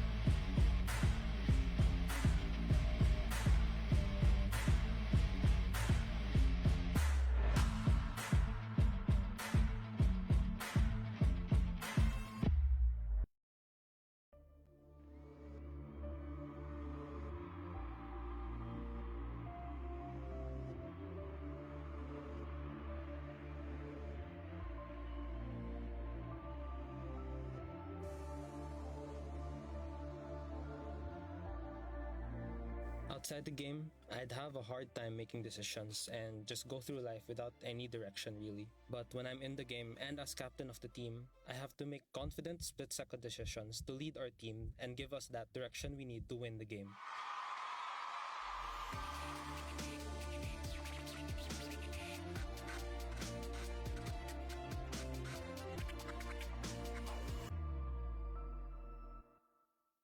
And make it known. But first gonna go down and Germanium will keep CUP alive. at yun ang sinasabi ko kanina na kailangan ng It's going to be a tension in the first game of first.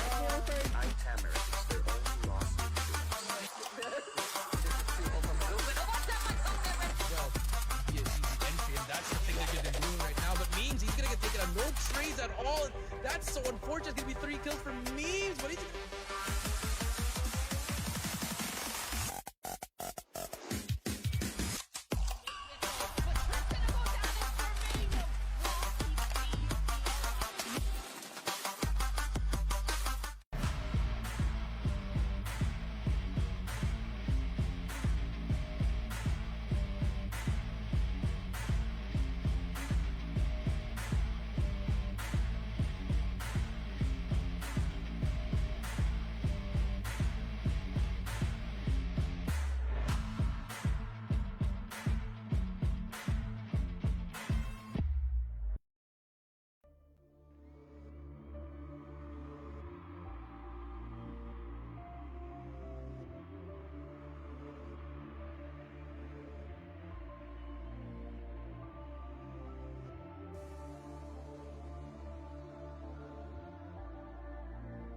Outside the game, I'd have a hard time making decisions and just go through life without any direction really. But when I'm in the game and as captain of the team, I have to make confident split-second decisions to lead our team and give us that direction we need to win the game.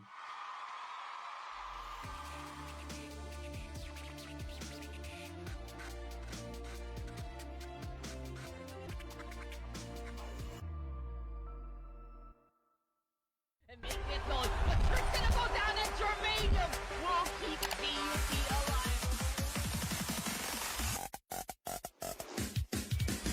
Pati na sinasabi ko kayo na kailangan mo It's not enough. It's going to be a tension in the first game of first year third.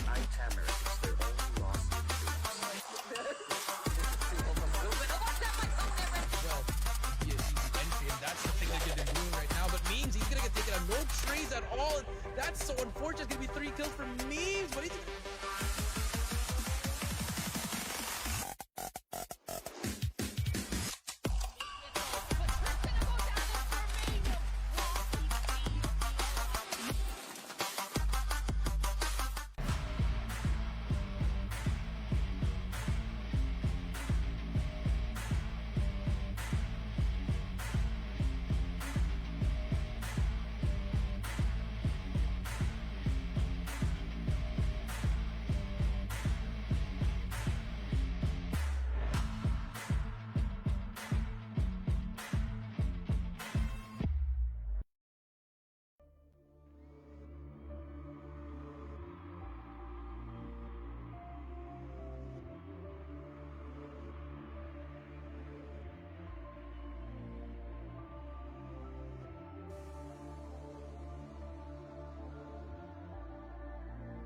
Outside the game, I'd have a hard time making decisions and just go through life without any direction really. But when I'm in the game and as captain of the team, I have to make confident split-second decisions to lead our team and give us that direction we need to win the game.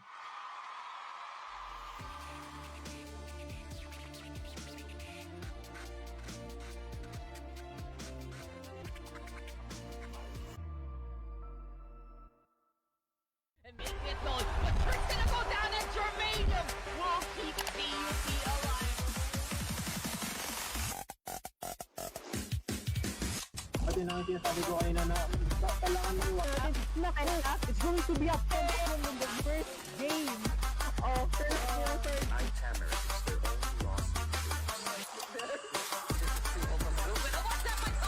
well, be an easy entry, and that's the thing that they've been doing right now. But Memes, he's gonna get taken on no trades at all. That's so unfortunate. It's gonna be 3 kills for Memes, but he's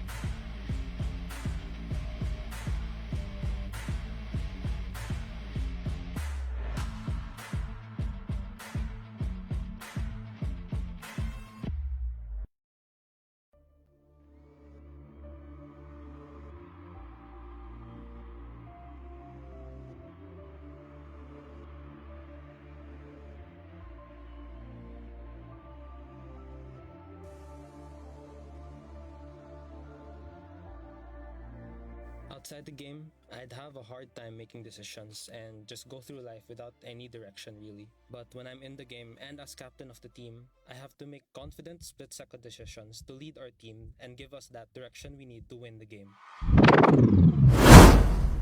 Whoa, what a transition, ladies and gentlemen. We're now back in the Gear Games 2023 League of Legends Wildrift Finals between the two powerhouses that are left alone in the domain of champions. It is none other than Wildrift Aces versus Team Wafu Gaming, with both teams heading on over with a dominating display of skill onto their path towards the finals. Now, Pikayus, at least our predictions could still shine right now because we already have an impression between these two teams. But before we do head on over to Caster's prediction, let me just say From the bottom of my heart, thank you for Akad Arena for helping TP Gear conduct Gear Games monthly. Without your help, this would mean nothing to us. Once again, thank you for Akad Arena. Also, let me just remind each and every one of you that you have a chance to win GHX jerseys, lanyards, and 100 pesos Gcash if you enter and help TUP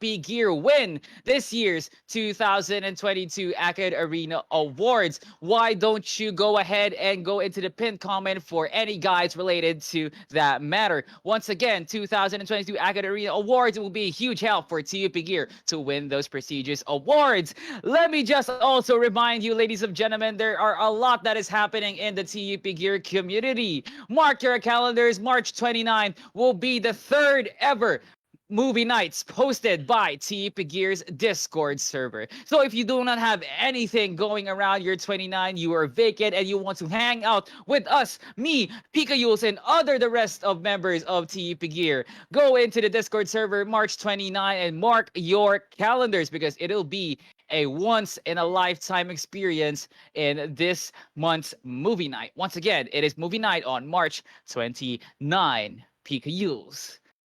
Casters In a predictions. lifetime experience, as you said, Salvatore. And right now, I will be sharing my once in a lifetime experience. Of course, this is my first time casting here on Gear Games Wildrift, so I will be laying down my caster prediction for the grand. Without further ado, as we are having here the champion select and banning, of course, I feel like I am really confident to say, Salvatore, that I will be voting for Wildrift Aces 2-0.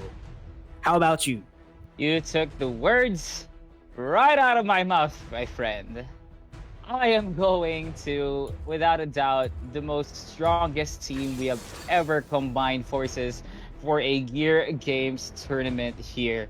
It's none other than Wildrift Aces. Just imagine 5 of the top members representing one team for Gear Games on top of their game right now, hungry for a winning column right now, Pika Yules. And as we see, with both teams now going ahead and banning all of the meta champions right now, which is Nautilus and as well as Senna. So with that in mind, Pika Yules, I'm already seeing some sort of more on meta bans and not more so on what do these players actually main. And I am that surprised right now. As take a look, these are 2 champions that Wildrift Aces played in their past series, which is Aatrox and Senna. Marvin, with him playing Aatrox, absolutely became the second carry next to Ushiro. Now with those 2 carries banned, what can Wildrift Aces answer back? At least they have so much in their arsenal because of how big their champion pool is, so they could round up a draft better than what they had last series, knowing that this is the final, so it is winner takes all, so you have to put everything in the line. No room for mistakes, Salvatore. That must have been their mindset since the champion select and banning has been commenced. And right now, the last ban for the team of Doubtful will be a Gwen ban here. So as we are now commencing the first phase of champion picking over here, as we can see, Marvin will be hovering over that Yone as their Baron laner. A very, very great pick coming at the side here of Wildrift Aces. But let's see what will be the team composition. I might to tell you guys that they have been banned here. Let's say Nautilus has been banned, Senna has been banned, Aatrox. So this will be a whole different composition that we will be seeing for both teams because of their bans. And right now we have been seeing here Doubtful hovering over that Camille in order for a 1-to-1 clash with Marvin, which is a Yone. So a very, very great pick as well coming at the side here of Waffle Gaming. You know, still a meta pick coming from them, which is that Camille. And right now, we will be seeing the second pick, of course, from Waffle Gaming. They will be hovering over this Galio by Melanie. So it's still the Galio composition that we have been seeing a while ago. You know, we saw how the response of a Galio has been offering into us onto this Gear game. Especially the team of Waffle Gaming has been utilizing this Galio really well. But oh my goodness, better Brill We'll be locking in. no! I thought we would be seeing the listen, but that will be the Kragas thing coming from Bitter Brill. Oh my goodness, I thought we'll be seeing that listen. Oh my god. We were this close to seeing the jungler play one of his signature champions, or it could be even him playing Yone Pigayules, and this will be a Gragas for Morven. But with what I'm seeing right now, it's Appa now having Riven as now locked in. So this is a very mix and a match sort of flex champion pool for Wildrift Aces. They are playing mind games over to WFG. Now with WR having some sort of flex lineup, I don't know how can WFG play this out knowing they still don't have a bot lane. So Wildrift Aces can still target ban Jaro with a possible Ziggs, Samira, or even a Lucian ban. Lucian is still open, Lucian Nami is open, Lucian Yumi is open, and Lucian Lulu is open. So imagine the impact of a Lucian ban for one of its teams. So what do you think, PKUs? That would be actually a big thing if they are going to be banning a Lucian here, or a great support for Lucian. But take a look at that. It's a different ban that we have been seeing right now. That will be a Lee Sin ban coming at the side of Wafu Gaming. But Wild Rift Aces will be taking down from the champion pool is Karma, ladies and gentlemen. So they do want to avoid that burst damage coming from a Karma. And let's see what will be the last bans for both teams will be. Will this be the prediction that we have been doing, the Lucian Nami combo, or it will be a different ban coming from them? So we will be seeing that just in a bit, but taking a look at the composition that Wafu Gaming has been building or piling up already. Scar, they do have here an assassin, which is a very useful assassin. If Wild Rift Aces will be having a squishy marksman here. But we will be seeing that as the final phase of banning has now been completed, as Olaf and Lux will be taken down onto the champ pool, and Porky will be hovered by Jarrell immediately. So we've been seeing Corky a while ago utilized by Appa, so they really want to make sure that they would be avoiding that kind of damage output, as Ushiro will be hovering over that Amumu for their support. So it's actually a big, oh my goodness, big crowd control, and we have been seeing a possible Zeri lock in here, but Robs is just thinking what is the best case possible that they will be doing onto this game, and that will be the lock in for an Ezreal. Let's see what Peevish Girls' answer will be. So they are just trying to complete the composition, but taking a look at the composition right now, Salvatore, what do you think? Okay, so I'm formulating the lineup for WR Aces. It could possibly be a Gragas Ezreal in the bot lane, then let this Amumu go jungle, and the rest, which is top Riven and mid Yone. So with that lineup, I feel like this angle we're in, Bitter End has to play AP Amumu for them to have some sort of good DPS, as well as some good tankiness once he does build his core items. But with this, I feel like they have to let Robs be the main tank of this lineup, because they are not just going in with an aggressive Gragas. It's this champion with 4 members having some good gap closers with Ezreal's Arcane Shift, Riven's Broken Wings, and Yone's Soul Unbound. So with that, the follow-up for Wild Rift Aces are so good that it could possibly lead into Bitter Brill, despite not playing tank, could play AP and would shred the likes of Jarrell and Scar, which is those 2 primary damage dealers. But with Melanie picking Shen, it could still be a hard time for WR Aces. So they need to at least build a burst lineup if they want the heaviest tactics to work onto WFG's lineup. Take a look as to how much disengaged that they have. They have Galio and they have Shen, 2 of the most good champions that could peel out and as well as do some supporting in team fighting. So Bitter Brill has to play AP, and if not, they have to rely rely on Ushiro's and Appa's burst damage, but I don't see them doing that in the earliest stages of the game. So a passive gameplay could be foiled out here by WR Aces. So with WFG, they just have to play it naturally as to how these champions scale. It is very important for Doubtful and Melody to scale over time, and it would lead Scar and Gerald to follow up on those damages. So with WR Aces being passive, WFG has to play along the line of their champions. Truly is Salvatore, but right now we will be hopping into the Wildrift in any second or any minute right now. So ladies and gentlemen, this is just game 1 of the grand finals. Wildrift Aces up against Gaming, and we will be diving in, of course, into the Wildrift as Bitter Brill will be starting things off here onto the jungle camp, taking that blue side. So pretty much more or less your prediction was right, Salvatore. We might be seeing here an AP tanky build of an Amumu, but Appa will be using the Ione onto the mid lane, trying to go toe to toe with Scar onto this clash. But we'll see what will be the response or what will be the trade-offs that will be happening in any minute or any second.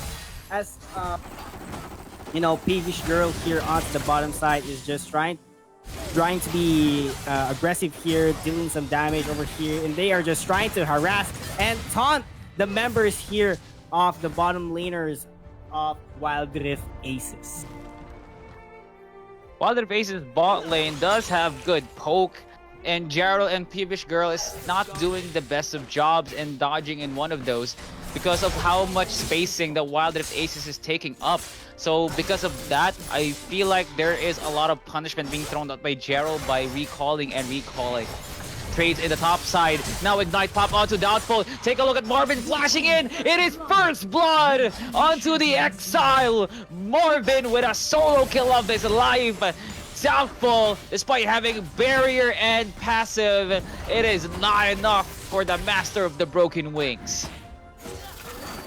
What a first blood coming at the side of Wildrift Aces, and I think they are not yet done onto this bottom side as they will be backing off immediately. Ushiro not having enough mana in order to go for another clash or another kill trade-off for their side, as they will be backing off here, just trying to clear the camps and the waves onto the bottom side, and they will be rotating all the way to their base and get those items. This is really, really interesting for the Wildrift Aces. If they do want to have this sort of aggression, they have to be consistent. Now that they are facing the pokes of Gerald and Peevish Girls' Winds of War, they have to at least coil down onto the pokes, because once they do walk up, they get punished from either the Valkyrie or even the engage of Peevish Girl. Bitter Brill doesn't get spotted because they know they could engage this in. There are 2 charges of Bandage Toss, and once it hits, it could possibly be leading to a dead Doubtful here. So if once he does go in with a hook shot, as we can see in the mid side, Scar getting heavily poked out, and there is now Stand United. Really, really weird pop, but still, like I said, top side is now a dead Doubtful after a successful gank by Bitter Brill and the follow-up by Marvin XD. So it could have been a cross-map kill between top side and mid side if Scar gets tagged by multiple abilities by Appa and Robs, but sadly it did not. But Melanie still has Stand United. He still used it for security measures, but I don't see him popping that instantly. So good explosive cast, but good Valkyrie by Gerald to dodge that insect play by Robs. Still, the leading cause of WFG not answering back to this aggression is their draft. Scar gets ignited. The burn is so good. Saktong-saktong init pa sa Pilipinas as he gets ignited to oblivion. Solo kill after solo kill from each lanes. My goodness, WR Aces has the map in their hands. Talagang nag-aapoy dito ang Wildrift Aces, and they are not yet done as Marvin is just trying to poke and harass Doubtful here onto the Baron lane, and they will be backing off things immediately here. Doubtful is just trying to reposition himself, knowing that he's already one half from the dead end, but let's see if Marvin will be confident enough to take down that kill, as The rotation coming from Melanie is already at the top side. Let's see what will be happening onto that side as take a look here at the discipline. That wasn't been going here as Marvin goes for the killing spree, trying to go for a 1v1 against Melanie. Look at that aggression coming from Marvin, decides to back off immediately, not initiating that tower dive as that ultimate from Scar will be deployed. But that will be connecting into a kill as Ross will be backing off immediately, trying to go for an objective here. It will be a Rift Herald or the Dragon itself as Bitter Grill is just starting that Dragon immediately once it was spawned. Let's see if that will be the secure Dragon for them. Yes, it will be the secure, but take a look at the minimap itself. Wafu Gaming is just trying to trade off that Rift Herald, but Rob is not yet done here. It's just they are trying to engage a really winnable situation here. The side of Wildrift Aces, but Robs gets started. And look at that barrel, will be knocking off Jarrell immediately, but Bitter Grill is just trying to harass, going for the crowd control here, but he will be taken down by Wafu Gaming. But look at the initiation and the confidence still coming at the side of Wildrift Aces, as that will be a 1-to-1 trade coming onto their side. Still they got Rift Herald, but whoa, Robs! Bit off more than you can chew as Scar pulls out the Z combo after that sequence in the Rift Herald. And I feel like WFG does have a good chance in winning that fight, but sadly they did not turn early enough, wherein Bitter Brill didn't have Curse of the Sad Mummy. But the separation for them was good enough for them to start a fight, but sadly that did not transpire. WR Aces still has a 3-kill lead and a 4,000 gold differential. So with them having this sort of gold, they have the snowball, the items for them to fight the next major objective. They cannot afford to at least be hesitant in making sure that all objectives are theirs. They have the utils, they have the components, but they did not close off onto that Rift Herald take by going in as an aggressive team. They have the engage, but sadly it wasn't as to a par because Bitter Brill didn't have the timing on hand. As take a look, Bitter Brill hovering up on the top side, doubtful. Very doubtful in making sure to stay the lane, as this is the first tower of the game. That will just inflate their goal lead to 6,000. Now Doubtful is definitely trying to pull himself up into the top side, but with Divine Sunderer, there is still some hope for him to do some damage onto the backline if there is going to be a fight. So Doubtful and company are still trying to hold their own. They're really holding on their own, but take a look at that. Marvin already has a cleaver and the Yomus itself, and naturally a build that will give him a lot of confidence towards engaging into team fights. But take a look at this mid push coming at the side of Wildrift Aces, making sure that the pressure is still there to push down the minion waves in order for a higher chances of securing those objectives that will be spawned any minute. As the rotation from the mid laners will be done here. It's of course it's going to be Scar up against Appa, but Marvin and Ushiro keeps the pressure on towards the mid lane, trying to take down this first turret onto the mid side, but Bitter Brill is just applying those pressure with the Robs. Let's see if those pressure will connect into a turret takedown onto the mid lane itself. Now, with this situation brought by WR Aces, they could still have the chance to put this pressure up a bit, with Ushiro taking some sort of poke, but it was still relatively not enough for him to be on a critical level. So Ushiro does have some good sustain in the mid lane. So you can leave this Ezreal alone and let Robs, let Marvin, Bitter Brill secure down some deep dives or deep major objectives. Like I said, Shadow Dash onto Brill, uses the Curse of the Sand Mummy as the defensive mechanism as he flashes over the wall. Marvin gets trapped by Hextech Ultimatum as he cages himself onto the death hands of Doubtful. Now a follow-up onto Doubtful to take down Robs, possibly to make sure he gets the double kill. And Ushiro could be possibly the next victim. He is currently running away, but the Mystic shots are too much for Doubtful. Now WR Aces are just getting outclassed in this time of the game as their plays are not working anymore. WFG are learning.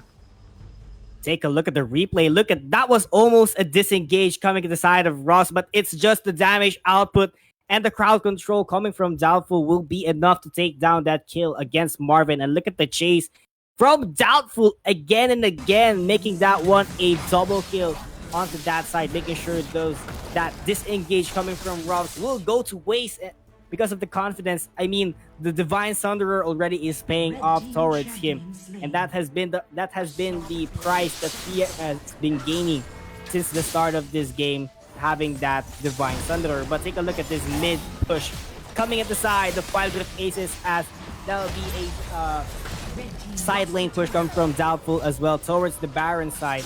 But the quick reset from Wildrift Aces will be done, as Appa already initiated the Infernal Drake, which will give them a lot of bonus ability damage and of course attack damage, and that will be the successful take coming from them. But it's not yet over here at the side of Wafu Gaming. They can still cash up. It's not yet a 5-digit lead when it comes to gold. Doubtful's presence has been really known here onto this game after that double kill. So we will be seeing on how team fights will be commencing, as Peevish Girl is just trying to harass Robs here. Robs trying to zone things immediately here onto the jungle in order for that minion wave to be pushed by Ushiro. Okay, so it looks like they will be setting up some pokes here, as a mid lane is a territory of skill shots brought to you by Ushiro. So there are a lot of potential for them to start a fight, as there it is. Hextech Ultimatum knocks down onto Robs as the follow-up from a good explosive cast to deny the more extensive Hextech Ultimatum. Now Melanie gets caught on the waiting anthem. Our Aces. What a turnaround by the red side. Now what can they do? Now double kill now onto the hands of that Galio, as Marvin XD now goes in with a broken wings. Double kill onto the hands as well, as they are now running away. Mystic shot onto a one pixelated Scar. Wildrift Aces turns around. That would have been a messy team fight by WFG. Take a look. This is such an amazing engaged Melody. It would have been so good. That combo was so good enough. Marvin definitely pulled out the Uno reverse card and making sure the backline is secured. Definitely has the items and the spike for him to secure down that backline. Now WFG needs to answer back with a few objective takes and making sure that they have the items to answer back Wildrift Aces. And you gotta love the response coming at the side of Bitter Grill. That ultimate gave them a lot of room in order to reposition themselves and get that table turned in order to secure those kills. But take a look at this. Rob is just zoning Melanie all the way to the jungle, making sure that those camps won't be cleared easily. But as we saw a while ago, items are being built differently here at the side of Wildrift Aces. So this is actually going into their hands. Wildrift Aces is just unstoppable. Look at the response coming from them when it comes to team fight. They are making sure that everything will be worth it onto their side, as Bitter Brill, together with his company, Appa, is just trying to secure already the Baron Nashor, which has been spawned here right now. So this will be a possible take from them. It's just Robs and Ushiro trying to appear onto the minimap or onto the map of Wafu Gaming in order for that to serve as a bait, as that will be the bait coming itself as they are taken down by Wafu Gaming. But the price will be there as the Baron was taken down and Marvin is just running for his side, trying to get the kill, gets the kill immediately. That will be a one kill coming for himself, trying to chase for the double. Oh my goodness, that will be the flash out coming from Marvin, and Marvin is still alive onto this game despite being ignited, ladies and gentlemen. 4 versus 1. It's not business for Marvin to die. He took Doubtful and not taking himself. The fight is not done. Appa is going in very aggressively and he gets punished for it very extensively, with Gerald and Peevish Girl helping each other take down Appa. Let me just go back in the play of Marvin, the aggressive Riven engage to take down Doubtful and making sure the time was in their favor. This the amount of abilities thrown out onto Marvin, missing left and right. It would have been a dead. It would have been a dead Marvin. That's the death mark, the lockdown, that sound, and the Valor was a good enough shield for him to sustain the true damage into that fight. Now the total control is still onto Wildrift Aces with an 11,000 gold lead with Baron empowered Marvin. They can do absolutely anything, Pikayules. So, with this setup, I'm seeing them go in for a possible tower dive. Yes, they can pull this off. Just make sure that Marvin and Ushiro definitely have the good spacing for them to at least let them go in without some risks being thrown out. They still have to respect the Hextech ultimatum and the Stand United combo. As right now, this is going to be a fight on the top side. Marvin taking some incredible damage by WFG. Now, that could possibly be a sign for them to start a fight because that is a low Marvin and there is no APA seen into this map. But WFG denies that claim that they do want to start a fight. So right now, Melanie's taking some good poke from the Mystic shot. I didn't know what WFG was doing. They are just throwing pokes. They are not forcing anything. They should at least go in for the 50-50 because Marvin is dangerously low. No Bitter Brill, no APA, and no Marvin was there to at least start a fight. Now here comes Bandage Toss by Bitter Brill. Curse this had Mommy only locks down the Galio. Explosive Gas doesn't want to be an engaged matter. Marvin goes out and goes in. Now Melanie is taking some sort of damage, but the W shield is too good. Marvin now goes in with a flash W and with a key burst. It's good enough to take down the backside. The broken wings is definitely now broken by Marvin. Next will be Gerald. Despite a messy fight, Wildrift Aces make sure that they win that. To win that, but doubtful is not yet done as Melody's teleport will be there, ladies and gentlemen. Let's see what will happen onto this clash. It's not just out of the side of Wildrift Aces and Wafu Gaming, as that will be the kill coming against Bitter Brill, ladies and gentlemen, and this can be a possible Baron take again for both teams, but both teams doesn't have their jungler in order to secure that Baron. No smite, no whatsoever can secure them or higher the chances of winning, of taking down that Baron. But the minion waves of Wildrift Aces is just pushing all the way onto the base of Wafu Gaming, giving them the advantage to get that Baron. Do they need the Baron? Oh my goodness, Appa dealing some incredible damage out here. Gyro will be taken out, but take a look at that Zonya or the stopwatch. I mean, that will be enough to save his life because Appa will be backing off immediately. Let's see what will be the answer here for Wildrift Aces. Oh, wow. So they have to respect now APA with a Solari Charge Blade and Navori. So that just signalizes WFG that no armor could help them save themselves in the overall damage that APA is doing so. Now, WFG could start a fight, but Doubtful is building Hullbreaker, but is not doing some side lane activities because there are always some members pressuring in. Melody goes in, but what is going to be enough there as his case is now popped in by Ushiro as that just negates the death mark from Scar as Doubtful now goes in with a Hextech ultimatum onto Marvin, but he's just running away with the tail between his legs as two members are now down, make it 3. Oh my god, this game is going out of hand from Wafu Gaming as the Nexus, the base, and the hopes of WFG are now coming to a close. Melody gets tagged with some abilities. The Nexus is on 900 health. They could just easily target the Nexus, and they absolutely do it in the fullest. Wildrift Aces. Game number 1. My oh my, Marvin, look at that shield and damage output that he has been offering for Wildrift Aces, despite the response coming from Wafu Gaming was really incredible, especially from their Shen. It was actually phenomenal. The shields are there, and of course the ultimate of from the Camille is actually supporting their sustain or their durability during team fights, but it's just Marvin and his company who has been dealing all of the damage in order to survive those team fights and get those kills that they need and those Baron buffs and the dragons that have been giving them buffs here. Salvatore gave them that possible win towards game number one. But it's not yet over. It's just game number one. Wafu Gaming still has the chance to turn the tables into a 1-1 series. Yes, we know PKUs. We are very much excited to queue in the Silver Scrapes and have a game 3 on our hands.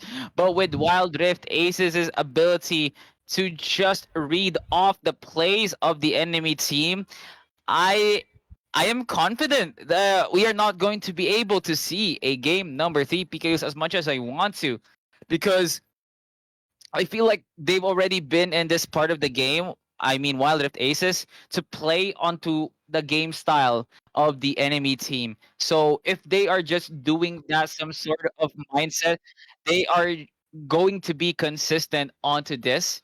They are able to read off the plays, draft the best lineup, and at least be consistent in taking the major objectives, PKUs. They're just all up in the grill of the enemy team when it comes to those said matters. So right now, PKUs, so far our predictions is being are on point, I should say. So with you, PKUs, heading on over to game number 2, do you still see Wafu Gaming read off on their cabinet of blueprints? What do you think they should do to answer back this series? I think what they need here, I think last game they were full of sustain or let's say durability onto that clash. Um, they have been alive for, let's say, like almost a minute onto those clash, but they have been missing onto those damage blows. It's just of course the broken wings coming from Marvin has been really giving them a hard time in order to secure a kill. And it might be a possible case if they do have here let's say a more of a burst damage for them in order to secure a kill onto the early game itself, knowing that that Wild Rift Aces has an incredible map control and they are really aggressive if they know it is actually a winnable team fight for them. It's actually let's say if they won't be changing their team composition, it's just a matter of vision in, let's say, onto those choke points, because again, it's just Wild Rift Aces controlling the whole map, especially Bitter Brill roaming around there. Having that kind of champion like Amumu is actually a pretty good ganker, I would say. It's just if you get hit by his first stun, he can actually deploy his ultimate already, giving some bonus damage because of that mummy coming from Amumu.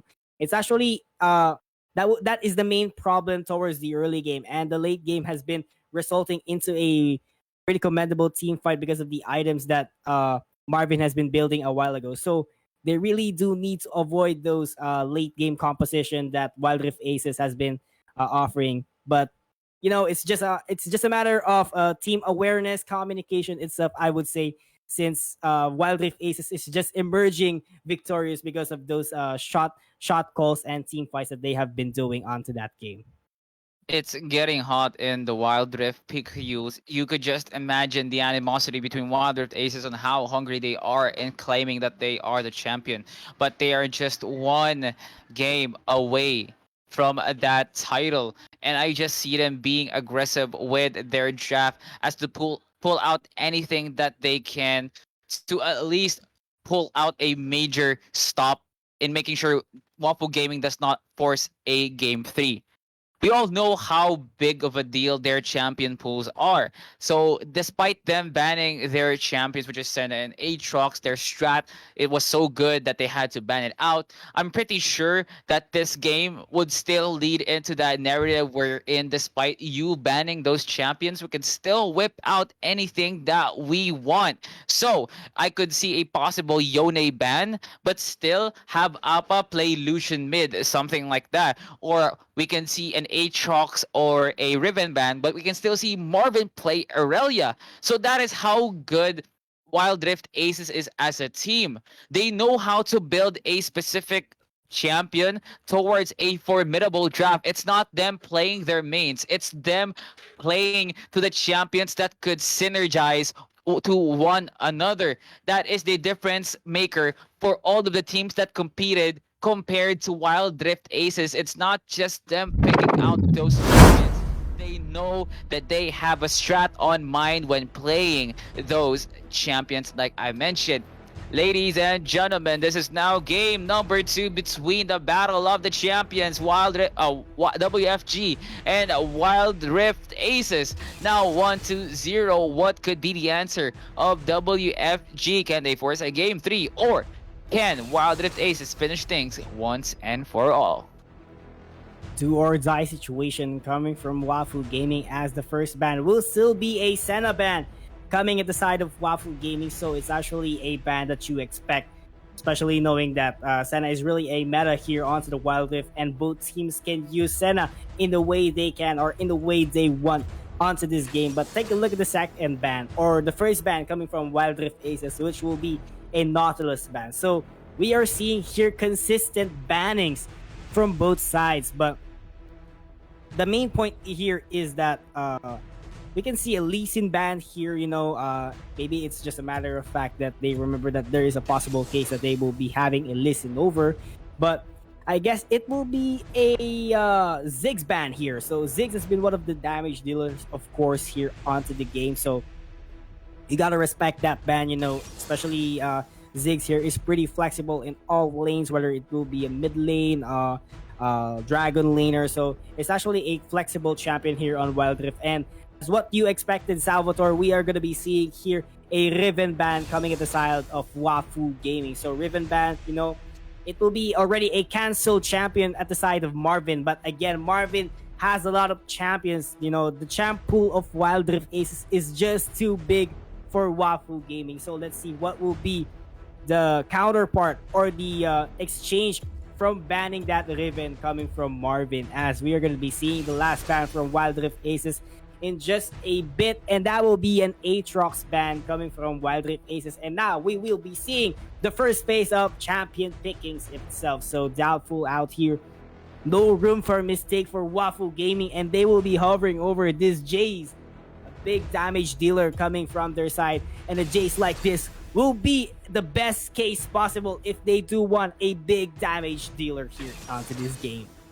So can Wafu Gaming pull out Alistar or an Orianna, because it definitely synergizes with this Jace pick? So if they do manage to do that, at least there are some chances wherein early game will be onto their hands. Wild Rift Aces are now hovering for an early bot lane lock-in. So it's going to be Yuumi and Kaisa for Ushiro and Robs. Now, with that, they could round up with something like a good mid lane still. So they could lock in Zed, they could lock in Yone, or another control mage that could possibly make this game favorable for WR Aces. So, Lux could be played mid, could be played Dragon, could be played as a support.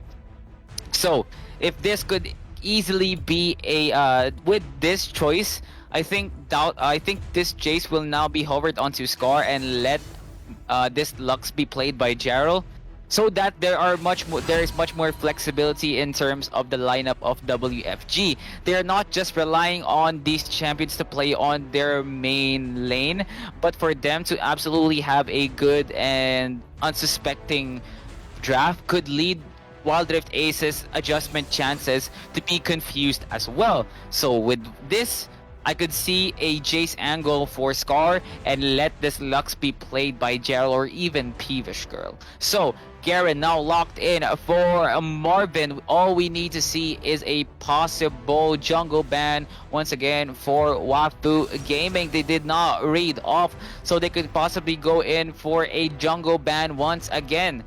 So is this going to be it for Wafu Gaming? Yes, it is. A Olaf ban. The first phase, they did not expect that bot lane will be locked in, but right now they are just a galore of bans targeted towards Bitter Brill. Wild Rift Aces now has the cushion, just the mental game. They are now early into this picks and bans phase. Pikayules.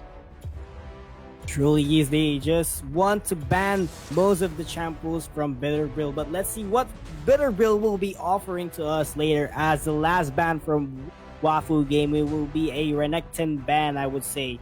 And for Wildrift Aces, they are going to be banning a support champ, which is a Braum. So this is actually let's say, a tight champion pool for Bitterbrill. But Wildrift Aces again and again, as you said, Salvatore, they do have a big uh, champion pool, and let's see how they can synergize this team composition, as Jarrell might be possible in hovering over this Alistar Yes, pick coming Alistar, I from called them. it. Yes, you called it, Salvatore. It will be the Alistar and Jace combo together with that Lux hovered a while ago by Wafu Gaming. But I like the pick from Wild Rift Aces here. As you see, Ushiro here hovered that Scion, which might be countered by Peevish Girl, which is a Mundo pick. But I think that Mundo will be, let's say, a support or Dragon Laner. But we will be seeing how team compositions of Wafu Gaming will be done onto this game. But let's see what will be the last pick coming here from Wild Rift Aces, as Robs is just thinking critically here what will be that champion that can synergize the team composition. And look at that, it's a possible Gwen lock-in. Gwen! Yes, Wow. it is a Gwen lock-in coming at the side of Wild Rift Aces. And right now the trades are being done. Marvin hovering that Scion pick, and of course that Gwen, we will be seeing that in the jungle by Bitterbrill.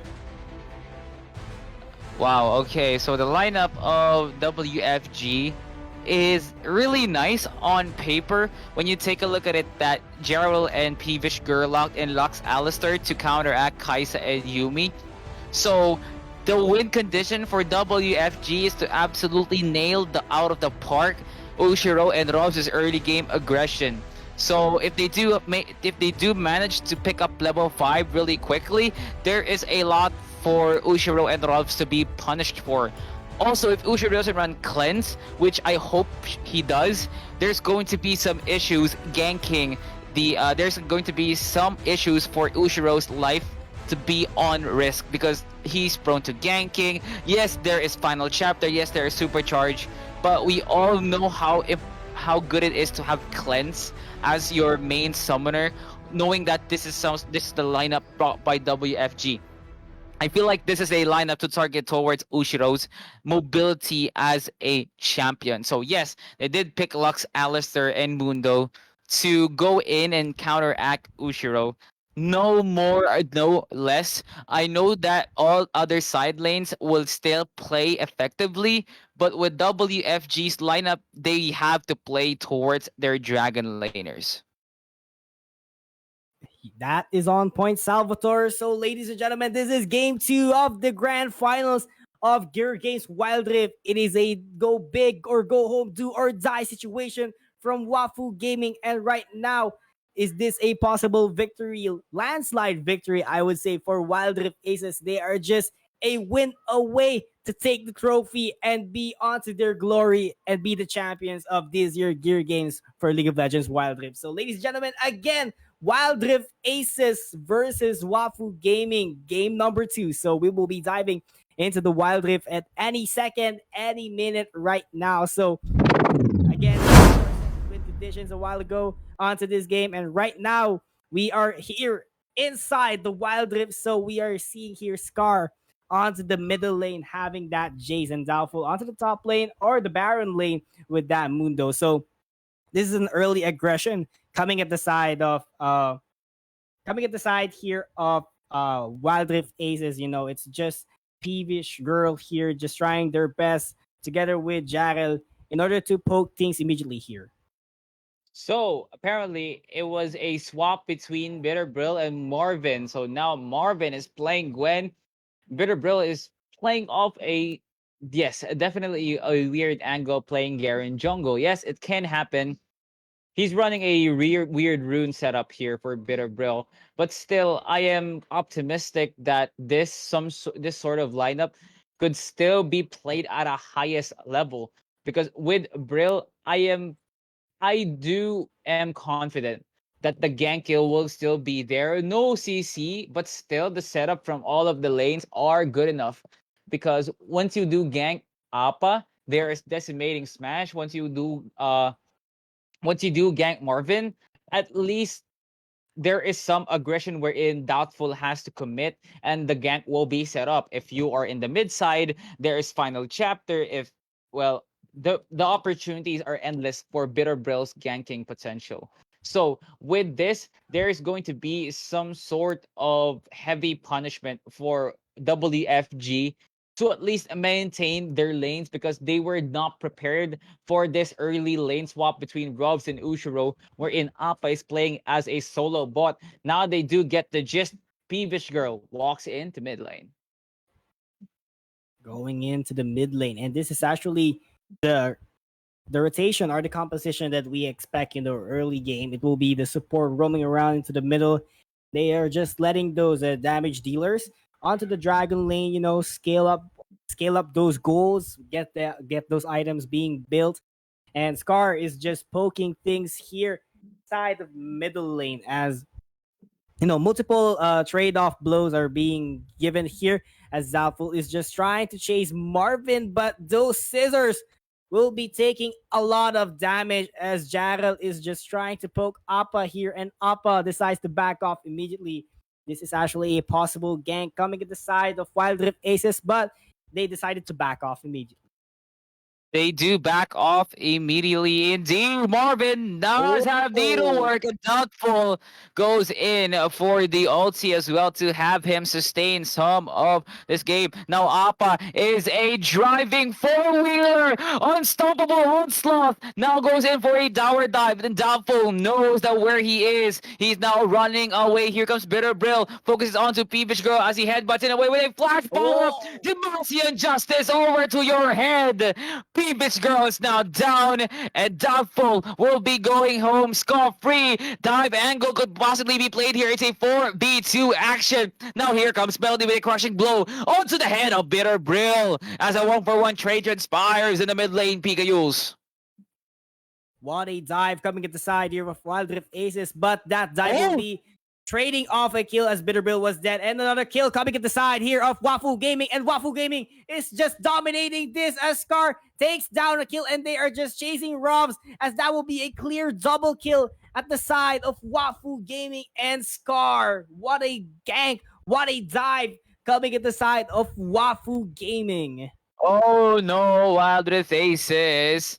They are so comfortable with those plays that they don't know that WFG can still read some of this and have them punish them for it. So Wildrift Aces, you need to be careful. You need to watch out the damage overall. Marvin is taking some sort of punishment from the infected cleavers of Doubtful. So what could be the answer for Marvin? Is that for him to build Rift Maker early into this game? Take a look at the punishment Marvin is dealing as the Ignite gets closed out, and the Hollowed Mist is now right there. Here comes Sebastian Justice. It's so easy. He definitely has the win button toggled up to his screen.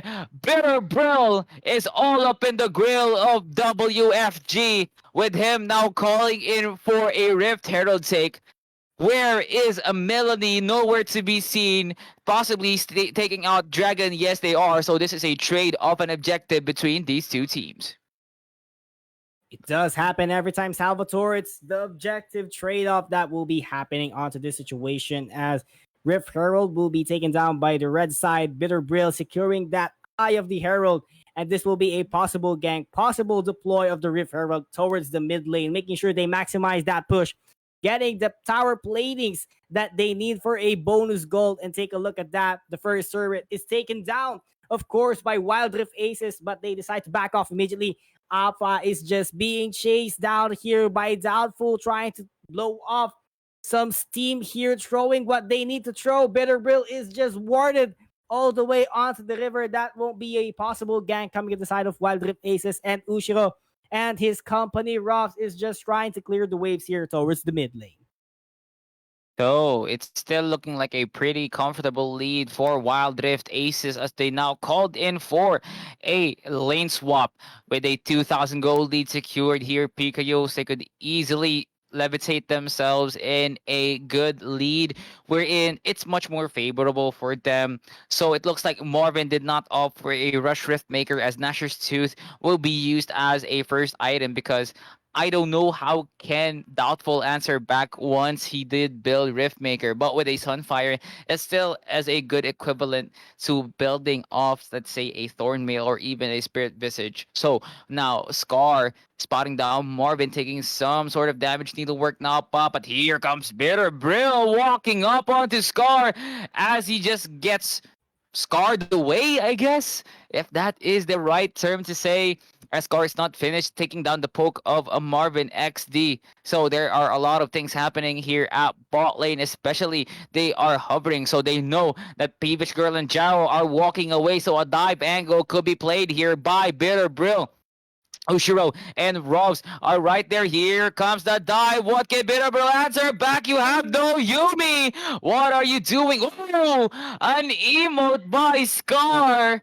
I don't know. Bitterbrill might be angry at this point, so this is a gank setup, but the passive is too good for the Dr. Mundo as it was in good timing. We're in the decimating smash negated the knockup for Doubtful as Wildrift Aces are getting outclassed in the early game by WFG. What is happening, Picayos? They are just getting punished from every lane in this stage of the game. Take a look at Doubtful. There it is. Gets denied of the knockup, but no follow-up, no damage because there is much more follow-up for the side of WFG. The Cyclone denied the DPS for Ushiro's damage. But still, it is a game for WFG in the top side. My oh my, this is what I have been telling you a while ago, Salvatore. If they can avoid the early ganks or the early game coming from the ganks of Bitter Brill, it could be a possible turn of tables at the side of Wafu Gaming. But we will be seeing if they can continue that momentum, if they can be consistent onto this game. It's just a matter of late game here, Salvatore, especially of Marvin over here hovering that Glen, which will be a pain later onto the late game. Let's see if they can finish things up here early at the side of Wafu Gaming, or Wildrift Aces will dominate this game still onto the late game. 25 seconds on the clock until that Rift Herald will be spawned towards the Barren River. We will be seeing if this will be a possible second take coming at the side of Wildrift Aces.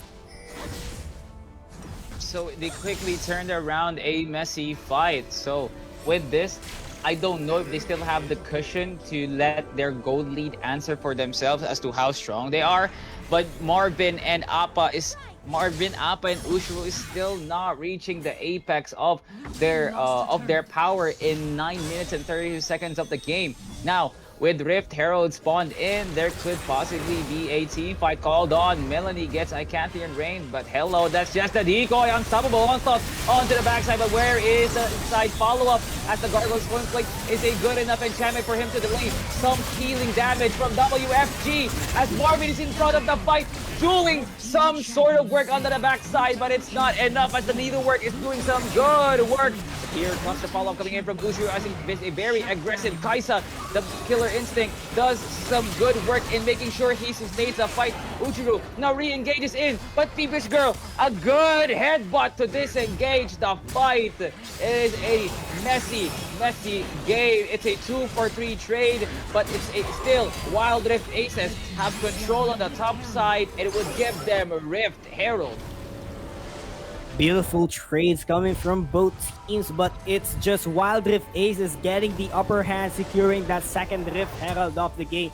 But take a look at the rotation and the response now coming from Wafu Gaming. It's just them trying to zone the angles here at Dragon River, but let's see if they can take it as Bitter Grill is just rushing his way towards here. And look at this. It's just Appa left alone. 3v1 situation, ladies and gentlemen. Got stared already by Jared, and they are going to be flashing out. But take a look at the response coming here from Robs and Bitter Brill. They decided to back off immediately.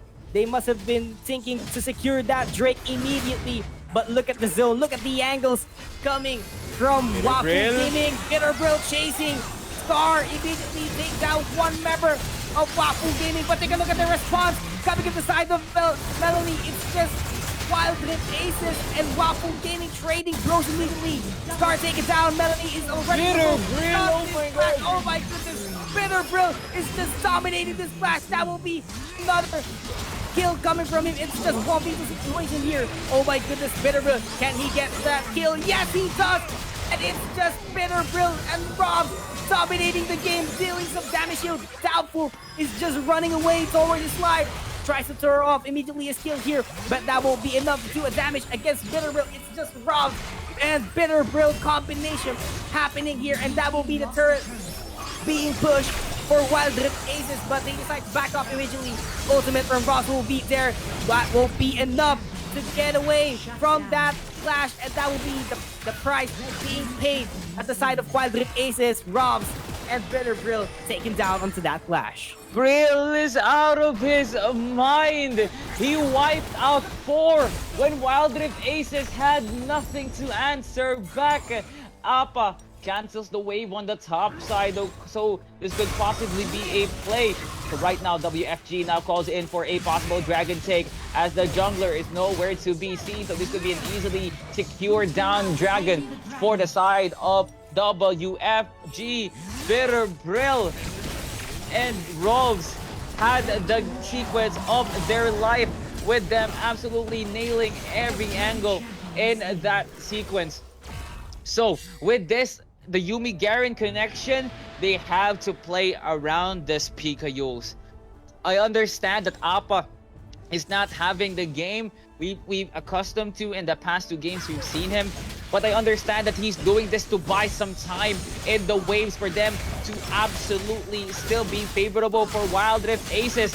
Bitterbrill is right there, but he is still focusing onto the red side. Is this a steal angle? He has flash, he has smite up, but there are no members of Wildrift Aces now closing in. But here comes decisive strike onto Jaro as he's now dangerous to the Ochiro with a killer instinct to take down the Lux. Who is going to take down the It's up to Bitter. This man is a solo carry. But oh my god, the group members of WFG are getting wiped. Quadra for Ushiro. Is this a penta? It's a penta kill for Ushiro. And Bitterbrill is definitely dominating this game. What the hell was that, Pika-Yules? That sequence was so damn good. Take a look at that response, Salvatore. Look at the response coming at the side. Ushiro and Robs. That was the perfect opportunity. The moment that Ushiro used that ultimate, it was a guarantee to take that Baron. To take that game, ladies and gentlemen. 2-0 landslide victory from Wildrift Aces. Oh my goodness, you gotta love the response coming from Ushiro towards rushing all over into the Baron side. It's just out of nowhere. It's a 1v5 situation, and the response from Ushiro made it a 3v5 situation and clear things out for a penta kill. What a game from both teams. What? I can assure you, Pika-Yules, that lineup is scuffed. It's not intentional. It's not supposed to work. But it's Wildrift Aces. The players are out of their minds. And they just bulldozed, outclassed, shamed, led astray the enemy team with their macro. As the replay was playing off, they destroyed the Nexus. So what can we say more than that, Pika-Yules? Congratulations for Wildrift Aces, as they are your 2023 Gear Games Wildrift champions. Well-deserved title for the well-deserved people. Congratulations once again, Wafu Gaming. Your efforts are truly appreciated as well. Wow. I'm still mind blown towards that last clash, Salvatore. Wow, is all I can say. Wow.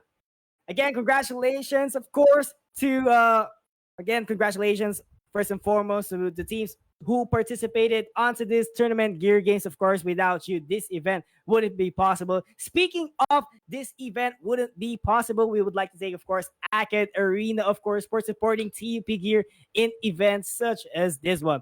And of course, speaking of Arcade Arena, don't forget to cast your votes onto those Arcade Arena awards. Make sure to vote TUP Gear, the best alliance of all here on Arcade Arena. And of course, you make sure to vote my partner here, of course, the student talent of the year, Salvatore. Don't forget to cast your votes. And of course, those votes will result into something for possible chances of winning onto our giveaway, whether it be a G Cash, TOP Gear lanyard, or Gear Hawks jersey. So, Salvatore, what are those categories that we still need to vote in order to support TUP Gear? We are nominated to win the Best Alliance Organization Rookie Player of the Year, Rookie Leader of the Year, Student Leader of the Year, Graphic Design Piece of the Year, and as well as Flagship Event of the Year. Those mentioned are important, ladies and gentlemen, and one vote is one entry for the giveaway of jerseys, lanyards, and 100 pesos G cash. So if you are able to vote in, you have the chance to win those rewards. Who doesn't want a lanyard? Who doesn't want a jersey? Or who doesn't want cash onto their accounts? So vote now. Go into the pinned comment for you to have a chance to win those rewards. Once again, congratulations for Wildrift Aces for absolutely steamrolling their way to a championship title. PKOs, do you have anything to say before we wrap things up? Of course, don't forget to follow the socials of TUP Gear. That's facebook.com/TUP Gear, twitter.com/TUP Gear, TikTok.com/TUP Gear, and of course, never ever forget there will be an upcoming movie night of TUP Gear. So if you are not busy on that date, make sure to register and participate to our movie night. And of course, don't forget to follow our socials. That's twitch.tv/PKOs, facebook.com/PKOs, and twitter.com/PKOs. How about you, Salvatore? Anything you have to say? Go ahead. Of course. Also, follow Salvatore's Facebook page by heading over to facebook.com/SalvatoreCast. Also, my Twitter, which is twitter.com/SalvatoreCast. And my Instagram for more further updates about my life. It's ig.com/Andorey10K. It's ANDOREY 10K. And that is it for Wildrift Gear Games, ladies and gentlemen. It's such an honor to be casting this game for you guys. But all good things must come to an end. Congratulations to all the participants that have truly honed their skills in playing Wildrift. It is such a day for the rest of us. This is PKUs and Salvatore wishing you guys goodbye. See you next time.